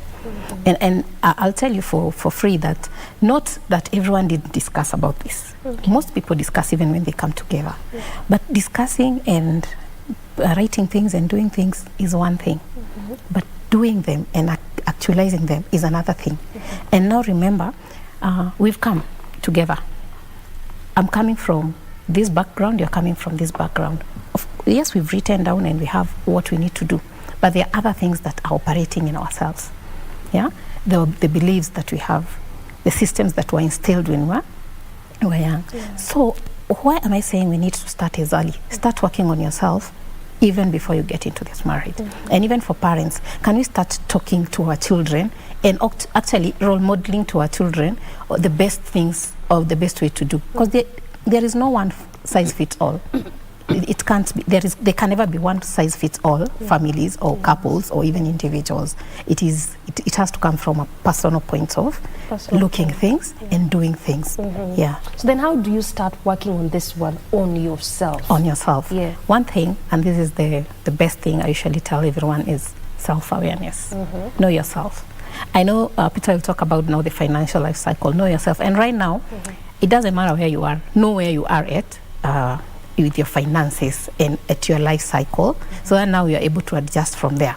This is not the time to look at what you did wrong or what start blaming. I know that is what couples do. That this was your mistake. This was my mistake. You know. Kama ungesema to invest hapa. Yes. Yeah, and we have said planning and doing the budgets and everything is one thing. Actualizing them is another. And then life does not stop just because we have said we are going to do 1, 2, 3. tomorrow we will wake up to another surprise. Yeah. Yeah. So the thing is, how do we transit from this to this? Like what you had planned to now what is actually happening. Exactly. Right. How do you adjust? How are you maneuvering around it? So you start with yourself, self-awareness. No, this is me. Remember, we are all different personalities and temperaments. So if you don't look at yourself as an individual, you will never be able to understand the other person, because you'll always be looking at their faults and maybe what they're doing wrong, and you not look at it from. I usually look at a 6. If I draw a 6 like this and you're standing on that side, what are you seeing? I'm seeing a 9. Exactly. While you're seeing a 6. Yes. So this is it. Just self-awareness. What does self-awareness do? It makes me understand. I can see a 6 and I'm right. You can see a 9 and you're right. So this is it. I'll have to make you see my 6, and I'll have to humble myself and see your 9, and then we realized, okay, this is what I'm seeing, this is what you're seeing. How do we then sit down and work this around and move on as a couple? Yeah. So first of all, begin by understanding who you are. Yes. Understand your temperament. Yes. Understand what triggers you. Yes. Are you someone to save or panic buy? Yes. And these things that we're talking about in terms of self-awareness. Yes. All right. Let's now come to these cycles, because I want to believe they inform even that bit of understanding yourself. What are these, and what do they entail? Okay, this basically, just like the way we were studying about the butterfly when we were young, and how in primary school. in primary school, and how it transitions. It's so important for us to understand ourselves from that aspect, in terms of our financial patterns, or in terms of our financial growth, so to speak. So, and we start with the first level, which is basically, we say when you are young, you are basically a dependent. Our children today purely depend on us 100% for everything. Then you move into the age where you are now a young adult, probably just after college or within college, when you're making your small money here and there. Then you move into the next phase of life, where you have your first or second job thereabout. You're now starting to make clear, concrete decisions about your career. Around this age, probably you're also dating, or you are courting, and you want to marry. So what are the things that you should be doing at this phase? These are foundational areas of your finances. So what is that you want to be checking? What is those kind of investments that you should be taking? At this age, you are young, you can afford to take risks. So when I find somebody who is in their 20s, advise them, take a high risk, calculated risk though, investment. 20s is broad. 20s. Let's say now between let's say before you hit your 30s. So just in that space, take risks. You can yes. Your body and your whole money can accommodate. One of my mentors always used to tell me, Peter, before you are 35, make all the mistakes. And she used to tell me, you have time. So by the time you are now hitting 30s, you have children, you have young children. Here you need to be making a lot of now very solid conversations and decisions. Here you are needing to have a proper plan for their education. You are needing to be thinking, where am I going to settle my family? By the time you are 30, 35, 40, in between there, you need to have a clear plan on where you are going to settle your family. That's in terms of owning a home or something. At this age also, what happens is that bills spiral out of control if you never took good care of your money, if you never invested and saved within your 20s. Yes. Why? Because now you have 1, 2, 3 children in end of primary, almost now transitioning into high school. And I'll tell you, you'll never find a harambe being done for children to go to primary school. At this time. Yes, and at this time you don't call people for such. Jipange. Yes, unless it's something that is out of control. Out of control. And therefore you get now to the age of your 40s. In your 40s is where it's an age that we call accumulation, and towards your late 40s, early 50s, you're also now doing what is called consolidation. But basically at this age, you're doing a lot of accumulation. You're doing proper investments. you are at this age, you should almost be owning. You should actually be owning a home where you're going to settle your family. We're also saying at this age, 50. yes, just around in your 40s, you should be able to do that. So that by the time you get to your 50s, you now start doing what is called consolidation. Consolidation is now where you don't get excited about opportunities to invest and make money. People will come and tell you, oh, there's quail business. I don't know, people are going where and doing what. It doesn't excite you because you have a clear plan. You have made money, you have made investments. Now what you're doing is consolidating. Those pieces of land that you bought, I don't know, in Isinya, another one in Rumuruti, another one in... You're now starting to say you cannot settle in all these places. So it's time for me to dispose of some of those properties and actually consolidate my property in an area that I have an easier span of control, so to speak. So you make those solid proper decisions. At this age also, remember throughout you should have been making plans around your retirement. So then, let me just butt in on that one. So then if Yes. you're saying at 40s, at 50s, you need to be thinking about consolidating. Yes. At least also make sure that you're, okay, you are owning a home or you're Yes. thinking of one. So someone in their 20s who is now thinking, and even not thinking, they're actually putting the structure and Yes. they're building a home. Have they taken enough risks in terms of finances and doing all that they could have done in life? Or are they running too fast ahead of their age? I'll say they are doing the right thing. Okay. There's always a smart kid on the block. Yeah, so it's actually advisable if you can do these things at the earlier. This is just the normal life cycle that defines that at this age this is what you should be doing. But basically you can do it before, because you also have in this time and age guys who are younger and making a lot of money. You'll find people who are in their 20s earning 3-4 million shillings a month. So at this age, please put your money in the correct So if you're well able, please do invest it. wisely. Please do it. Again, also now you need to be able to say, if it's for example putting up a home, where do I put up a home? I have had an experience of putting up a home in Nairobi, and I'll tell you one of the mistakes that I think I did in those years is deciding that my first home would be built.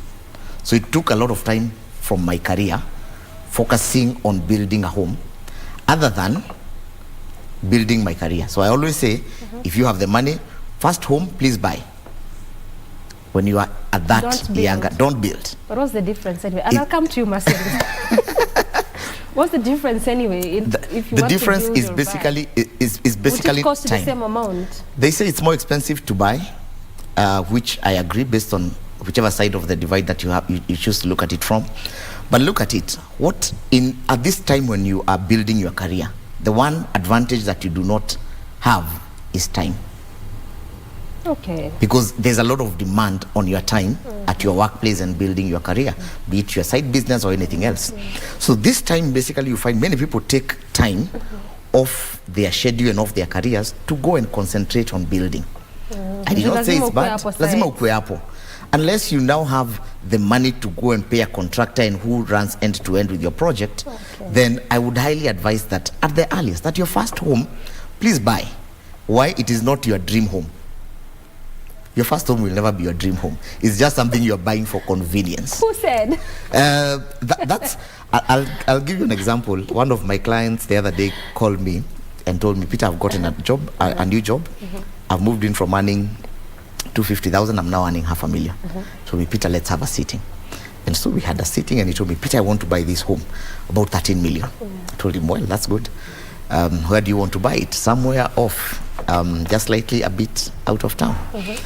And we sat and had a discussion, and I told him, will this be a home for you now, or is this a home for you in the future? Because you're living and working in the city. So why don't you purchase a house that is somewhere a little bit nearer, that makes a lot of sense to you? You do not need to commute 40 minutes an hour to come to work. And knowing very well, right now he's single, in the next few years you have family and you have children and you'll need more space. And that's not where the financial problems might come in. Yes. So, and we agreed, and after he looked at it, he told me, Peter, you've made a lot of sense. I'm actually not going to. We actually had a discussion with him yesterday. And I was telling Peter, actually, after our discussion, it made a lot of sense. I'm actually purchasing an apartment other than, first of all, building, because I will not, the house I'm buying now is not my dream home. It is just but a home that enables me to push life until that time when I'm now able to make a concrete decision about where do I want to settle my family and that kind of a thing. I hear you. Yes. I want us to take a very quick break, but when we circle back, I want to pick it up with you, Mercy, particularly on the role of family, upbringing, in terms of even how you use your money. Peter has really given a very good example that you have young people in their 20s right now who are making good money. Really can't be necessarily in millions, but just some good money. But they don't know what to do with it. They're like, I want to live life. Live large and enjoy. So what does the role of family play in this? And even as talk about that, I want you to also marinate on the issue of debt and savings. How do you go about it? At what point do you converse around this issue? All right, time for that breather. We're still having this conversation on matters of money, couples, and conflict. We'll pick it up on the same note that we left it after this break, so stay with us.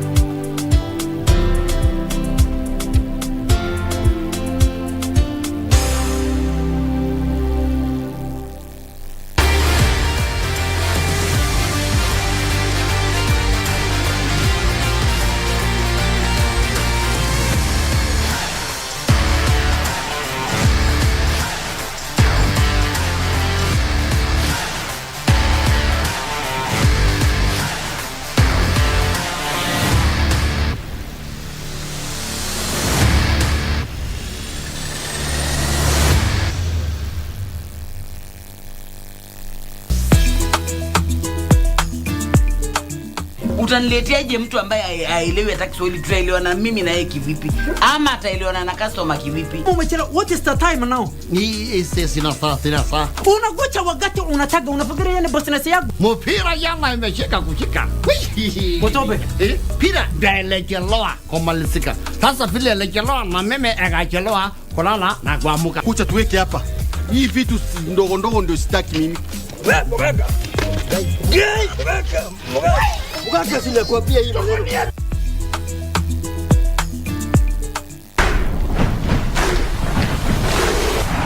November like never before. Mouth-watering programs. Maza takes a break and in comes football extravaganza.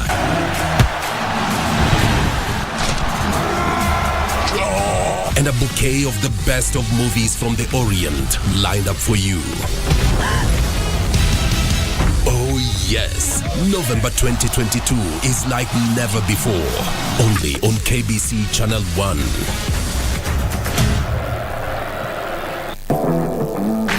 Hey guys, Sanaipe Tande hapa on Pop Culture. Kumbukeni kutizama KBC Channel 1 exclusively showing the World Cup 2022.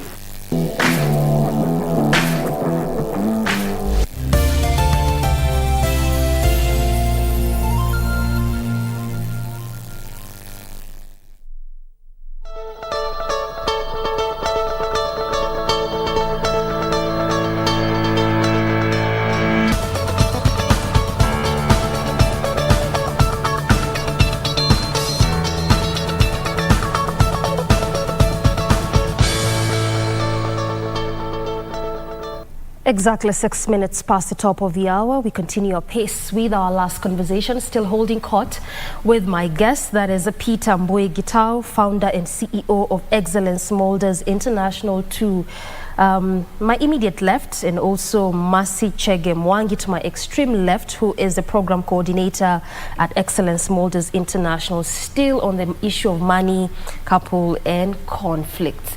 Now, before we took that break, I wanted to pick it up with you on the role and aspect of upbringing. Peter raised a very good point there, that you could be in your 20s, 30s, still fairly young, making some good money, and you're thinking, it's time for me to enjoy, time for me to live large and live life. But what is the aspect of investment, even as you're looking into perhaps, getting into marriage, and what role does family and upbringing play in all this? All right. Yeah. Thank you, Doreen. Let's start by the family itself, the setup, where you grew. We are a product of our environment, where we grew. And some of these things we borrow from our parents and the people we used to live with. So even some of the things we do, some of them we don't do, we do them subconsciously, as in they were like programs that were instilled. I usually say a child is like a sponge. They observe, they absorb everything they can see. And even worse, they're more of looking than hearing. So what the family is doing, it's not what they see. It's what they see that they will implement, not even what is said. Yeah, for example, I shared a story about when we were young, our dad used to come home with meat, to buy meat. So even when I grew up and I got married, almost every daddy does that. Yes, so it was like, it's my husband who will buy. But you see, because that's what you grew up seeing. Okay. And you see now, what it did, it can bring a conflict in the financial part. Like maybe I'll start asking my husband, buying kinyama. You see now it is coming to about buying. But now, you see, I didn't know why he was doing that. This is what I understood. For me, I'm like, I just want to see him come with it, just like the way my dad used to. And probably him, where he grew up, he never saw his dad buy. So he will be waiting for me to come on the table. The wife is going to cook. Are you getting? So now we are talking about conflicts. Now this conflict was born from things this person saw when they were very young, actually very, very young. So going back to it, the reason maybe he used to do that is because there is a kind of quality he used to like. Maybe we were staying very far from a butchery. But now in my life, in this life, it's a conflict because it'd be like, we were buying, as in you don't do this. And we start fighting around.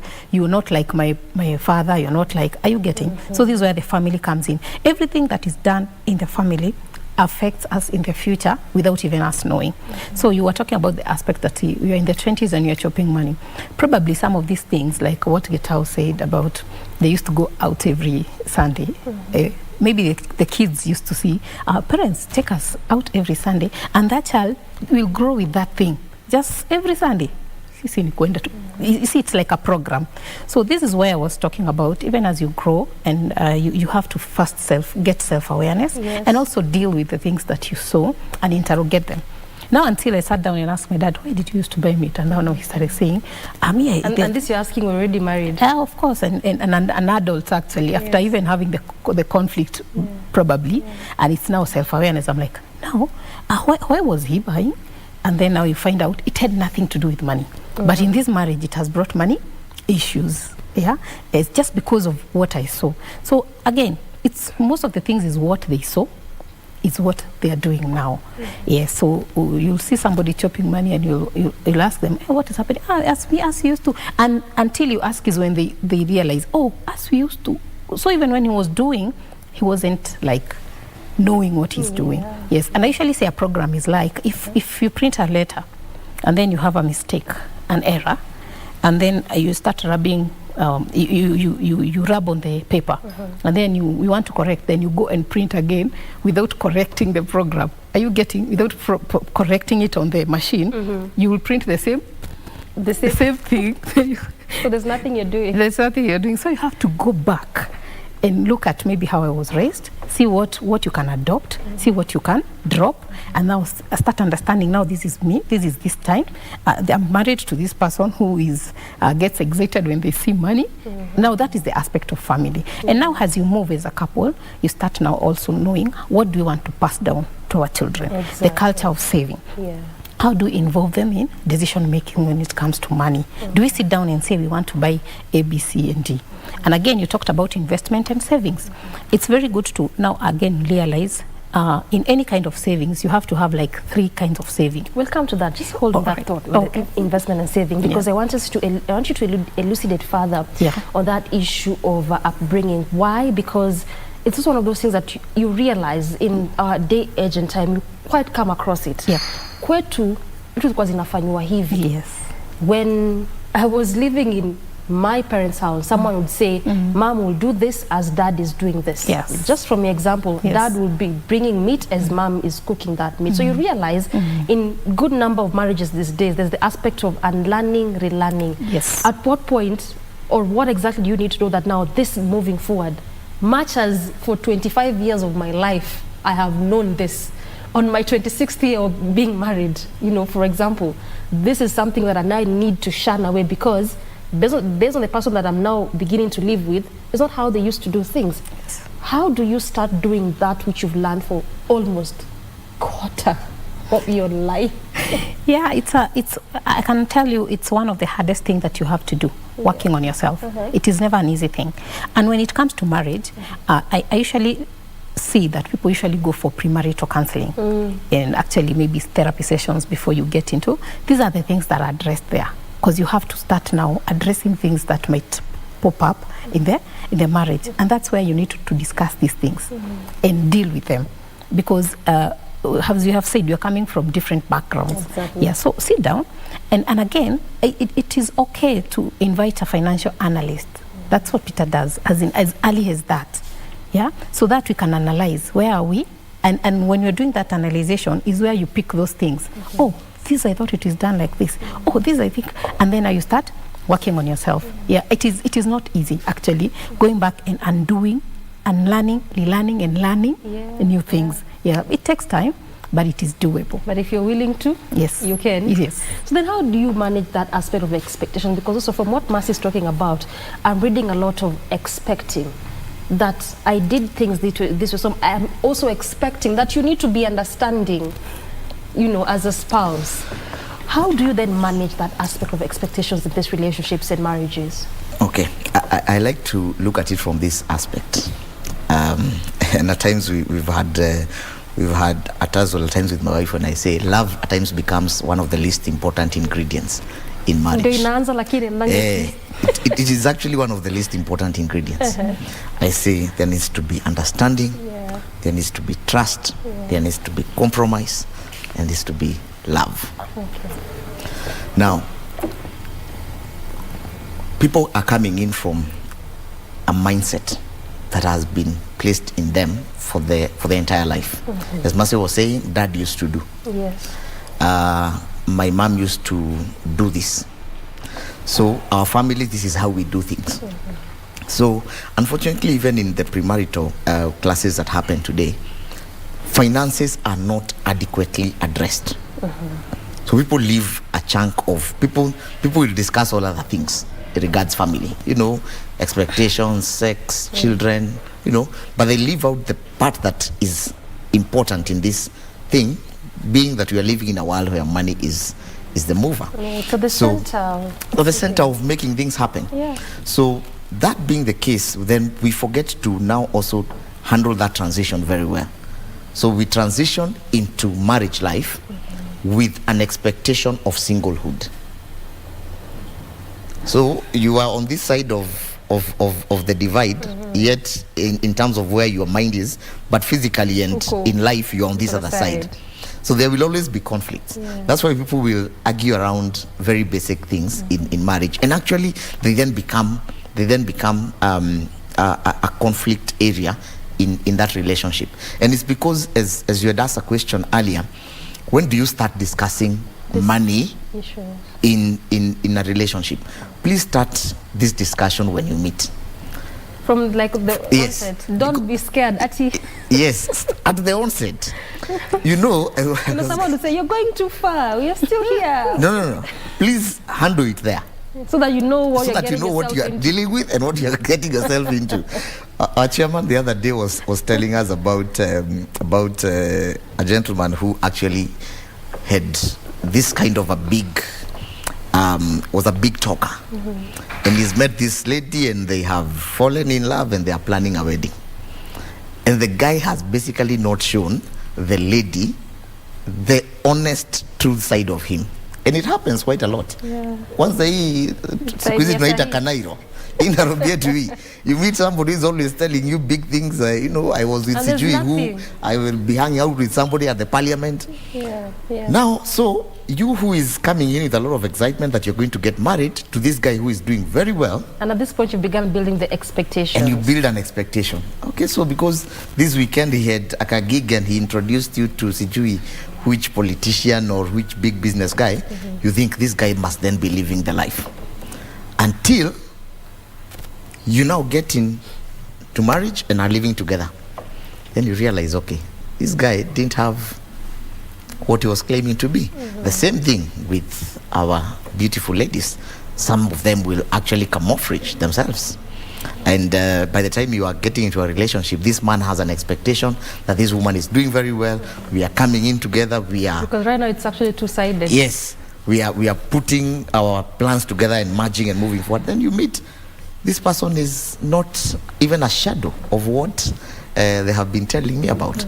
So if we do not discuss these things early and place and remove expectations and bring reality, that I cannot afford to put you up in a house that I'm paying a rent of 50,000 in the kind of estate that you want, but I will afford to put you in a certain estate where we are paying rent of 15,000. So we discuss that thing so that it doesn't get to be a conflict point later on in life. Yes. So I think the most important thing is that at the earliest, can these things be brought out? Can these things be discussed? Can this? You had better deal with the problem now, so that you know, wenyewe, I love this guy and I'm going into this thing knowing this is the kind of person he is. Exactly. Other than getting uko mbele and realizing this is actually not what I thought I was actually signing up for. All right, I hear you. So then, Mercy, just also picking up from that particular point, is it also very safe and wise to again discuss paying of bills?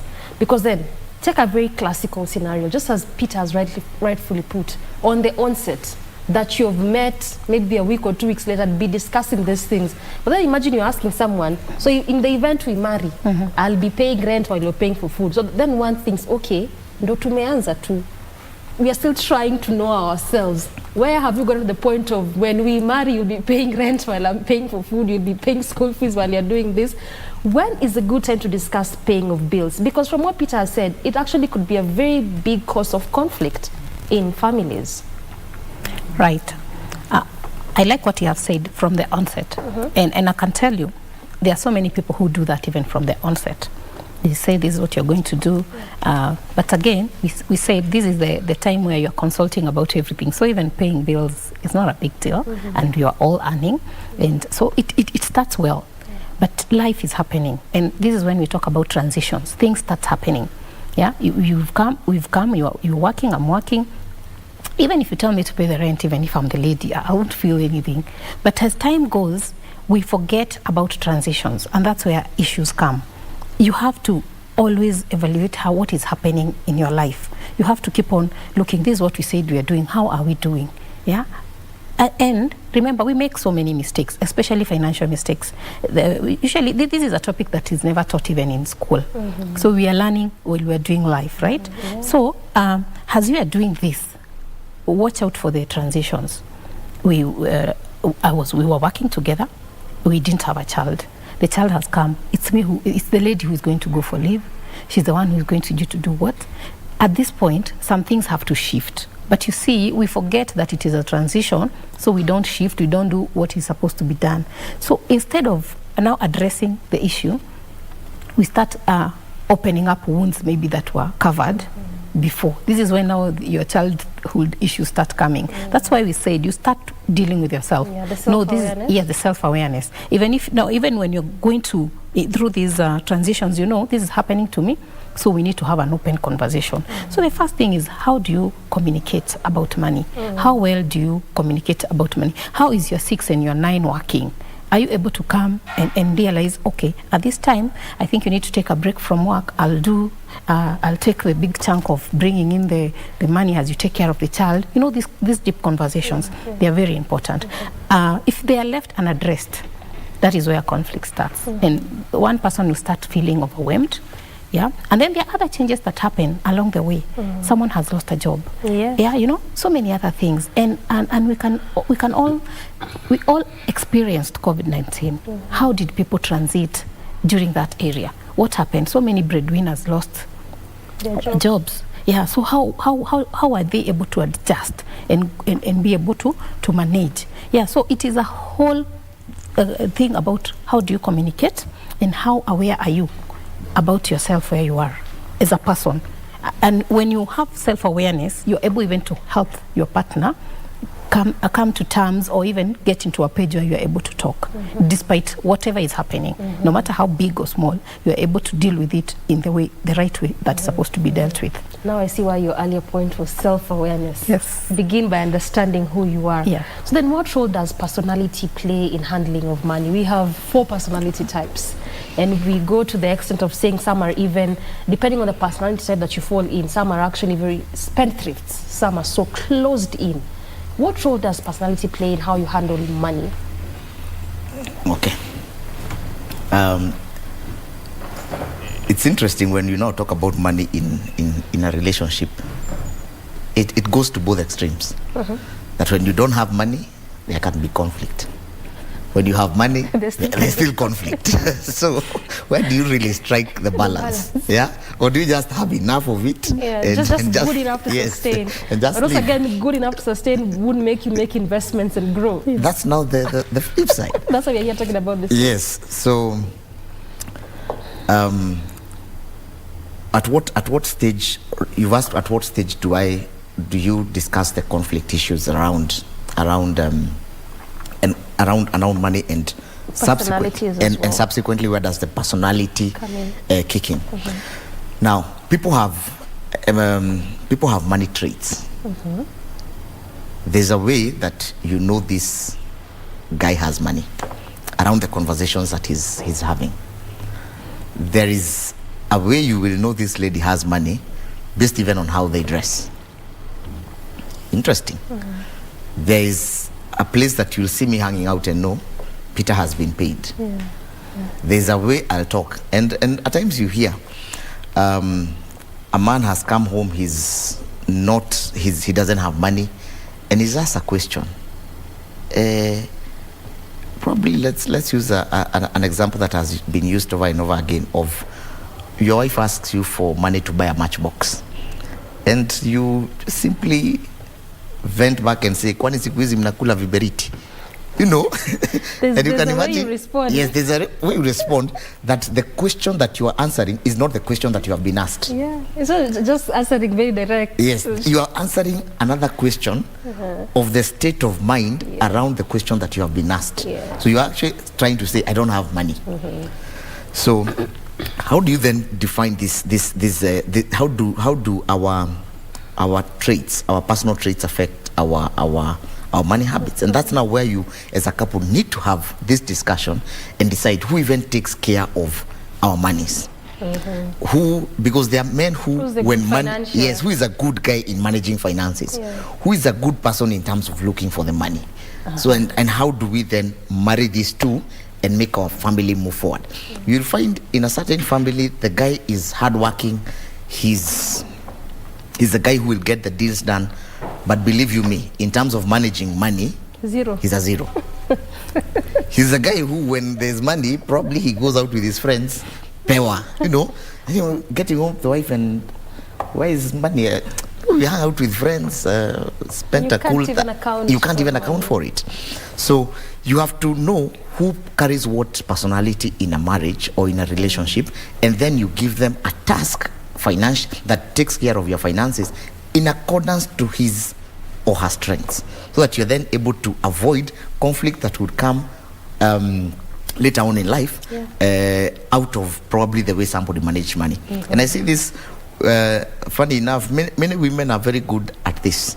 That you give a woman give a woman her bills, and at the end of the month tell her this is money for your shopping for the whole month. Somehow they'll be able to But if you give a man that money and tell him whenever we need something, we'll be giving you, you'll be asking from me, I'll be giving, itafika 2:15 and you realize the guy has no money. Exactly. Yet if you give this money to the lady, she would have managed her household for the entire of the month. So money traits around various personalities key, and that is actually one of the things that we'll be handling in an event that is coming up on Saturday. On Saturday. Yeah, of course, Yes. when we get to the point of winding up, we'll talk about that particular event on Saturday. Yes. But then again, even as talk about personalities, Mercy, so then at what point do you decide, basically from our monies, this is now what will go to this will go to investment, this will go to savings, this will go to this, because there's also the aspect of at what amount are we giving to our extended family? Yep. You know why? You have families whereby either firstborns, depending on the bonds, it could even be lastborns, but they're the ones who really have been supporting the family before they got married. Now you are here in marriage and you realize you are now responsible for now somebody else. So do you continue offering this support to either your mother, as it were, your siblings, paying fees, and how do you balance it out now the new person that you becoming? All right. What happens in this area? You first do a financial analysis and you know where you are at. And then you do a planning that will help you do a budget. You allocate everything, including what you give. And this is the point where some things you have to say no. Even no, somebody told me no is a complete statement, so it's a complete answer and it's a complete sentence. Yeah, so you will be able to know this is the money we have allocated for giving our extended family, as in you will have a plan. So it is no longer going to be a conflict inside the marriage. And also at that point you're even able to explain even to the person who is receiving, we at this point this is what we are able to do. So after you know where you are, and sometimes we usually think we don't have money, but I'm telling you, after you go through the sessions, you will be even be given tools that will get you shocked. Yeah, a place where you need to record everything you use every day, and you'll be shocked. Hey, I had all this money. Yes, and you will understand. Out of that, you will have money that you can put aside and do something else. Yeah, so it is basically about sitting down, doing a financial analyzation, doing a planning, having a budget, and moving together the open conversation around money, and also how do we deal with everything else, giving. It's always good to make sure you do everything in the society, even giving back to the community. But you can't wake up and you are the philanthropic guy who gives out. You're making money, so so you just chop. We call it chop money, and if somebody needs you who did it is not like that. There is a budget for that, and maybe when you exhaust it, maybe it's a monthly budget. Yes, there is a point where you will just say no, for this month you are not able to do this, and then you want to jump it on that one? Yeah, probably just to add on something. I had a session with a client about a week ago, and she is the firstborn in this family, and she's running a good job. And one time she felt that, where does my money really go to? So we had a sitting, and she told me I earn about 230,000, and so we were doing a budget on how to spend, how we are actually going to restructure this money. And she told me something that was striking. Firstborns in this end of the world appear to be like second parents. Yeah. And on that note, I applaud my elder sister, because she has gone out of her way for us as siblings. But you realize that there comes a time when you have also to say no. Why? And this lady was telling me it got to a point where even the who is now working still continued living in her house. Because they've learned that. Yeah. Now just move out and now get your life. Space, yeah. Yes, get your space. And she was telling me it was a difficult conversation to have, but actually now even the sibling is actually appreciating that bold move. When she did that, it appeared like she was pushing her sister out of her house. But that was not the case. She was actually telling her, now can you get some independence? Can you start growing financially? Which unfortunately many of us, as Mazu was saying, we've not learned how to even say no. Yeah, and I like saying that has become a biggest impediment, even how you manage finances. Yes. Okay. Okay, because you don't know how. Wataniona aje, chukuli aje. True. All right, you talked about planning. So then also, does having goals at least sort of in a way reduce or alleviate those continuous conflicts of finances in marriages and relationships? Yes. Does it? That is very important, actually. And you have to keep on reviewing them. And when you talk about goals, there are different stages of goals. There are the short terms, mid-term, long-term. There even some we say, you take a back seat, you know? Yes, yes. And you continue, you have to review them. You have to see what you're doing. And also planning.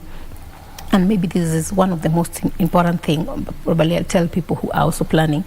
In you're doing a budget also, do a budget for your self-development activities. Is it a course? Is it a training? Is it something? Those ones really do help. Is it a mentorship? Really help you earn more skills. Even as you plan, you're able to execute. Because I'm telling you, I've been married for quite some time, and I know we really plan. But planning only without having the skills to execute is not enough. Yes, you need to. Don't just write and say, tukona goals. Yes, yes. And this is where now the professional part comes in. Right. And not only in the financial part, even in the self-awareness. You need to, like for me, I had to go through various professional help, including reparenting myself. As in all that I have learned, I had to unlearn and understand where am I coming from. This is after going into circles and circles of maybe financial turmoil, maybe unresolved debts, you know. You have to sit down and do that, and then you're able to move. And now when you plan, you're able to follow through. And one of the most important thing is your individual habits, your daily habits, what you do every day. I can tell you, probably who you are today is a result of something you did like a year ago. Yeah? So it keeps on compounding and you getting better. And as you get better as a person, you also help the other person get better, because even when it's a conflict, probably your partner comes and they ask a question. Instead of reacting, you will respond. And that outcome will be totally different, because a reaction maybe will even cause a fight, a separation, unnecessary, and it's not someone's fault. It's maybe something that it's inbuilt in them. But if you're responding, they'll understand, okay, where is she coming from? And you listen to each other and you plan better, and you even realize we don't have the skills to do this. Can we talk to somebody? This is where the professionalism comes in. Can we even seek help? Can we even reach out to somebody? And the planning gets better, and you get better results every time you do that. I hear you. Yeah. Peter, the aspect of debt, one of those big challenges, and sometimes you don't even know how to converse around these issues. Where do you start from? How do you even tell your spouse, I borrowed this amount to invest here, I borrowed this to give it to someone? How do you start on this issue of debt? Now, going back to where we were at the conversation of where do you discuss finances from the beginning of the relationship. So also at that point, start from that point. Now, start it there. Now, but also it becomes important that you now also plan debt. Many people never plan for debt. Oh, you need to plan for debt? Yes, you need to plan for debt. Oh yeah? Yes. You just don't borrow? No. I like saying availability of credit does not mean that it must be consumed. Okay. The availability of credit is not a gateway to consumption of credit, which is what many people do. And I like to say, unfortunately, this is a challenge we are finding with very many of the civil servants in this country. They have consumed debts. Somebody used a very bad word to explain their pay slip, which I don't think I would probably use it on national TV. But they basically meant they have no control of their pay slip at all. Why? Because they have consumed debt. Now, debt is interesting because debt used properly is an asset, so to speak. It will help you make strides. But then what kind of debt do you consume? Now, very many of us consume lifestyle debts. I'm buying account credit that I probably even cannot sustain. I am taking up a mortgage that gives me a neighborhood that I would want to be seen that I'm living in. But the question is my job secure enough to enable me take up a mortgage for that area. Our phones nowadays, credit accessible within dials G, what. Yes, that credit comes in, but remember, the ease of consumption is not the ease of paying. The ease of paying is now eating into your income. Uzuri wa deni ni kulipa. Na ukumbuke uzuri ya deni ama pia uchungu wa deni ni kulipa. So how do you then plan for this debt? Now very many of us also never get to a point where we say, let's structure our debt to make sense. You structure debt in such that you start paying off debt from the most expensive debt. So that's why you see there's something called debt loan refinancing. So you can refinance an existing debt and get a debt that is cheaper than what you already have. For example, if you have a debt that, say a bank loan, that you are paying at, say 18% per annum, you can actually buy off this loan in another organization or another financier who is actually charging you loan interest of 12%. So what is the net effect? You've reduced your repayment by 6%, which is quite significant.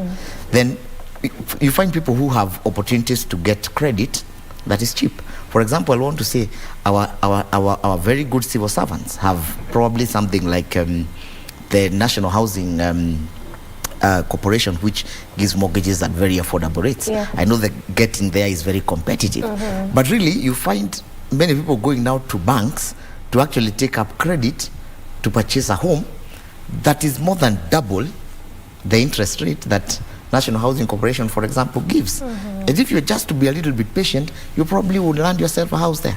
So it's important that you also ask yourself, by the time you are consuming debt, for what purpose is this debt? Is this debt going to finance my lifestyle? Is it going for an investment? And if it is an investment, it must then be giving me a return that is higher than the interest rate that is being charged on this debt. I hear you. And the director's already screaming in my ear that you already pinched for time. I really wanted us to talk about savings, but perhaps you can pick it up some other time. But I want you to very quickly talk to us about that event on Saturday. What is it about? Okay, we're having an event coming up on Saturday. That's the 19th of November. It will be at the All Saints Cathedral. It's a session that you're calling it's financial wellness session, couples edition, but it's not purely for couples. And we'll be discussing money, couples, and conflict. And it will be interesting because we'll be learning what are the things then that affect our financial behavior, what are our money traits, what are our money wounds. Very many people get into relationship with money wounds. So even when you are bringing in something that is of financial benefit to your spouse, this person has some wounds. Some hidden issues. Yes, it will be starting at 7:45 in the morning. And it will be a great event to actually come and learn and relearn and plan for your future. I hear you. Yes. Oh my goodness, I wish you had more time. But anyway, you can pick it up next time and we'll pick it up with that issue of savings. Perhaps we'll start with you, Mercy. That's right.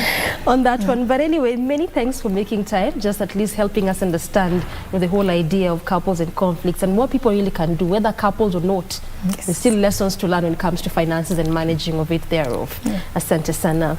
I have been speaking to Peter Mbui, to my immediate right. Peter Mbui Gitau, who is the founder and CEO of Excellence Molders International. Right next to him is Mercy Chege Mwangi, who is the programs coordinator at Excellence Molders International, of course, talking to us on issues of money, couples, and conflict. Good place to end Family Check this Monday morning, and we thank you so much for making time for us 6:30 all the way to just about 20 minutes to the top of the hour. From me and on behalf of the entire team, Asante Sana. We do this again tomorrow morning. Have a good morning.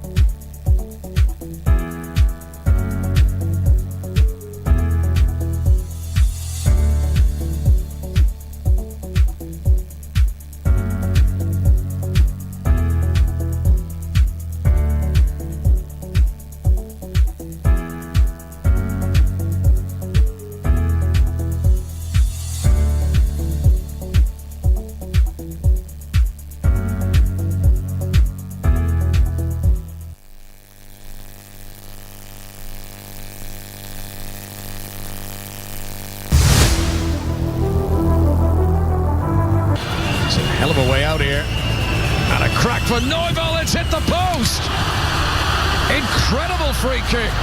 Well, it didn't seem likely, with everyone expecting a cross to be delivered. Look at the power on this.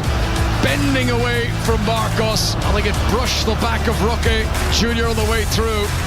It's a great save. Fingertips from the goalkeeper onto the woodwork.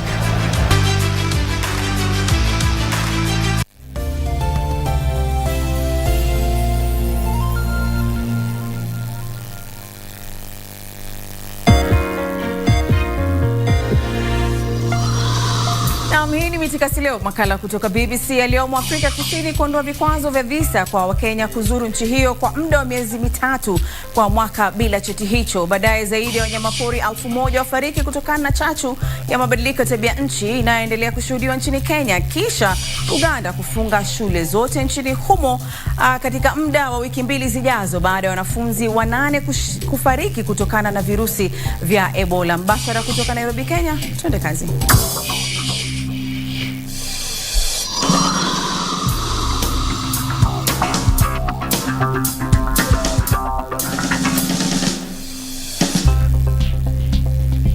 Barabara kabisa, masala popote ulipo, natumai huna neno. Karibu kwa toleo la leo. Makala inaangazia habari za biashara zinazokuhusu, uchambuzi wa kina na mahojiano. Ni Telina Smoshiradi.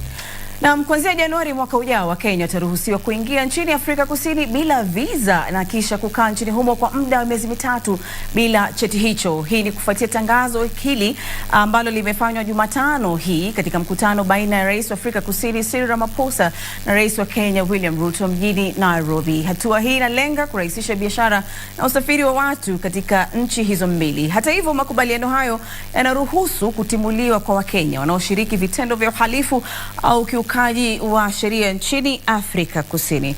Na mtuvuke hadi nchini Misri sasa, ambapo nchi zinazoendelea zinahitaji zaidi ya dola trilioni 2 ifikapo mwaka 2030 kukabiliana na ongezeko la joto duniani. Hiyo ni kwa mujibu wa ripoti ya Umoja wa Mataifa iliyowasilishwa kwenye mkutano wa mabadiliko ya tabia nchi unaoendelea Misri. Aidha, leo ni siku ya 3 ambapo viongozi kutoka nchi 120 wako Misri kujadili hatua za kuchukua ili kukabili mabadiliko ya tabia nchi. Aidha, fedha hizo zinatakiwa kutolewa na nchi tajiri, wawekezaji na mabenki ya maendeleo na vyanzo vingine vya umma.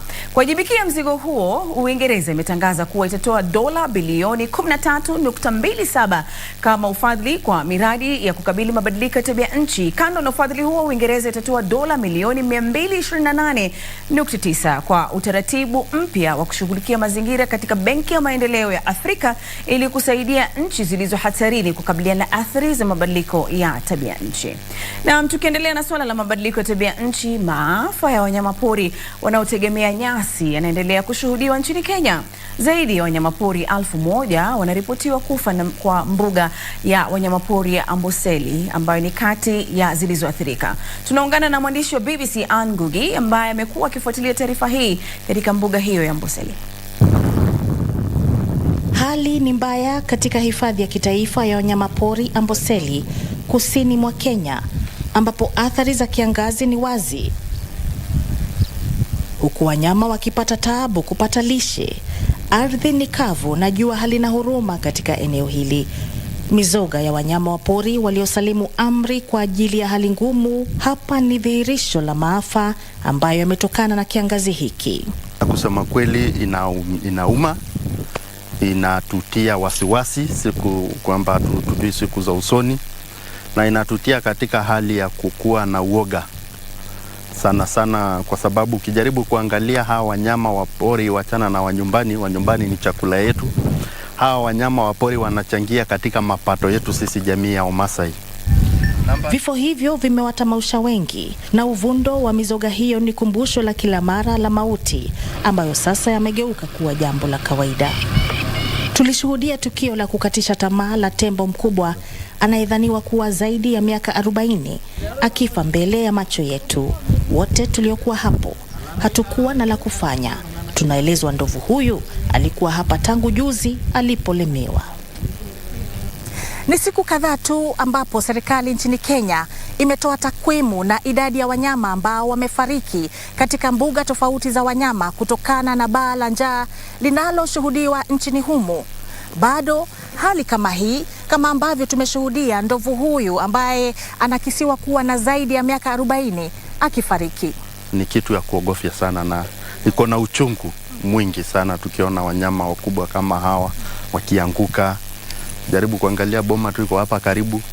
So hii ni kuonyesha kwamba sisi tunaishi vizuri na wanyama, na ndio sababu hata huyu anakuja na kufa hapa karibu na sisi, na tunaishi tu na tunaangalia, na hakuna Kenya tunaweza fanya kwa sababu ni hali ya hewa.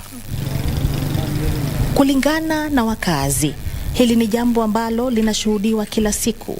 Wanadamu wanaoishi karibu na mbuga hiyo wanasema wameunganishwa kihisia na wanyama hawa, hasa ndovu, na kushuhudia vifo vyao ni uchungu usioeleweka.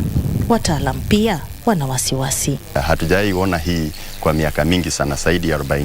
So wale wa umri wangu tunasema kwamba hii ndio mbaya zaidi kuwahi kufanyika wakati wetu. Wanyama wanaotegemea kula nyasi wameanza kufa, na hiyo kwa wazee wanatuambia ukiona zebra ama punda akianza kufa iko shida. Hata hivyo, wale wanaokufa wanaendelea kuunda sehemu za takwimu za wanyama ambao wamekufa kutokana na ukame unaoendelea ambao umekumba sehemu nyingi nchini Kenya. Tunaelezwa kwamba hali ni mbaya zaidi mwaka huu kwa mara ya kwanza kwa miongo minne. As government releases its statistics on the effects of drought on wildlife in national parks and game reserves. Na mkosa tupia macho taarifa zingine za biashara kutoka barani Afrika na kimataifa. Wataalamu wa uchunguzi wa usalama usafiri wa anga wa Ufaransa tayari wametumwa nchini Tanzania kufuatia ajali ya ndege ya kampuni ya Precision Air iliyotokea katika ziwa Victoria huko Bukoba, mkoa wa Kagera. Kikosi hicho kutoka Ufaransa kitasaidia katika kubaini kilichosababisha ajali hiyo iliyowaua watu 19. Aidha, mamlaka husika nchini Tanzania inasema kuwa ripoti ya uchunguzi hiyo itawekwa wazi kwa umma pindi itakapokamilika. Alafu Uganda itafunga shule zote katika muda wa wiki 2 zijazo kufuatia vifo vya wanafunzi 8 vilivyosababishwa na virusi vya Ebola. Mke wa rais wa Uganda Janet Museveni, ambaye pia ni waziri wa elimu, alisema kumekuwepo na maambukizi 23 ya ugonjwa huo miongoni mwa wanafunzi shuleni. Hii ni Mitikasi leo kutoka BBC. Tutakaangazia hivi punde nafasi ya barobaro kushiriki na kuchangia katika uchumi wa Afrika katika mchakato mzima wa soko huru AfCFTA.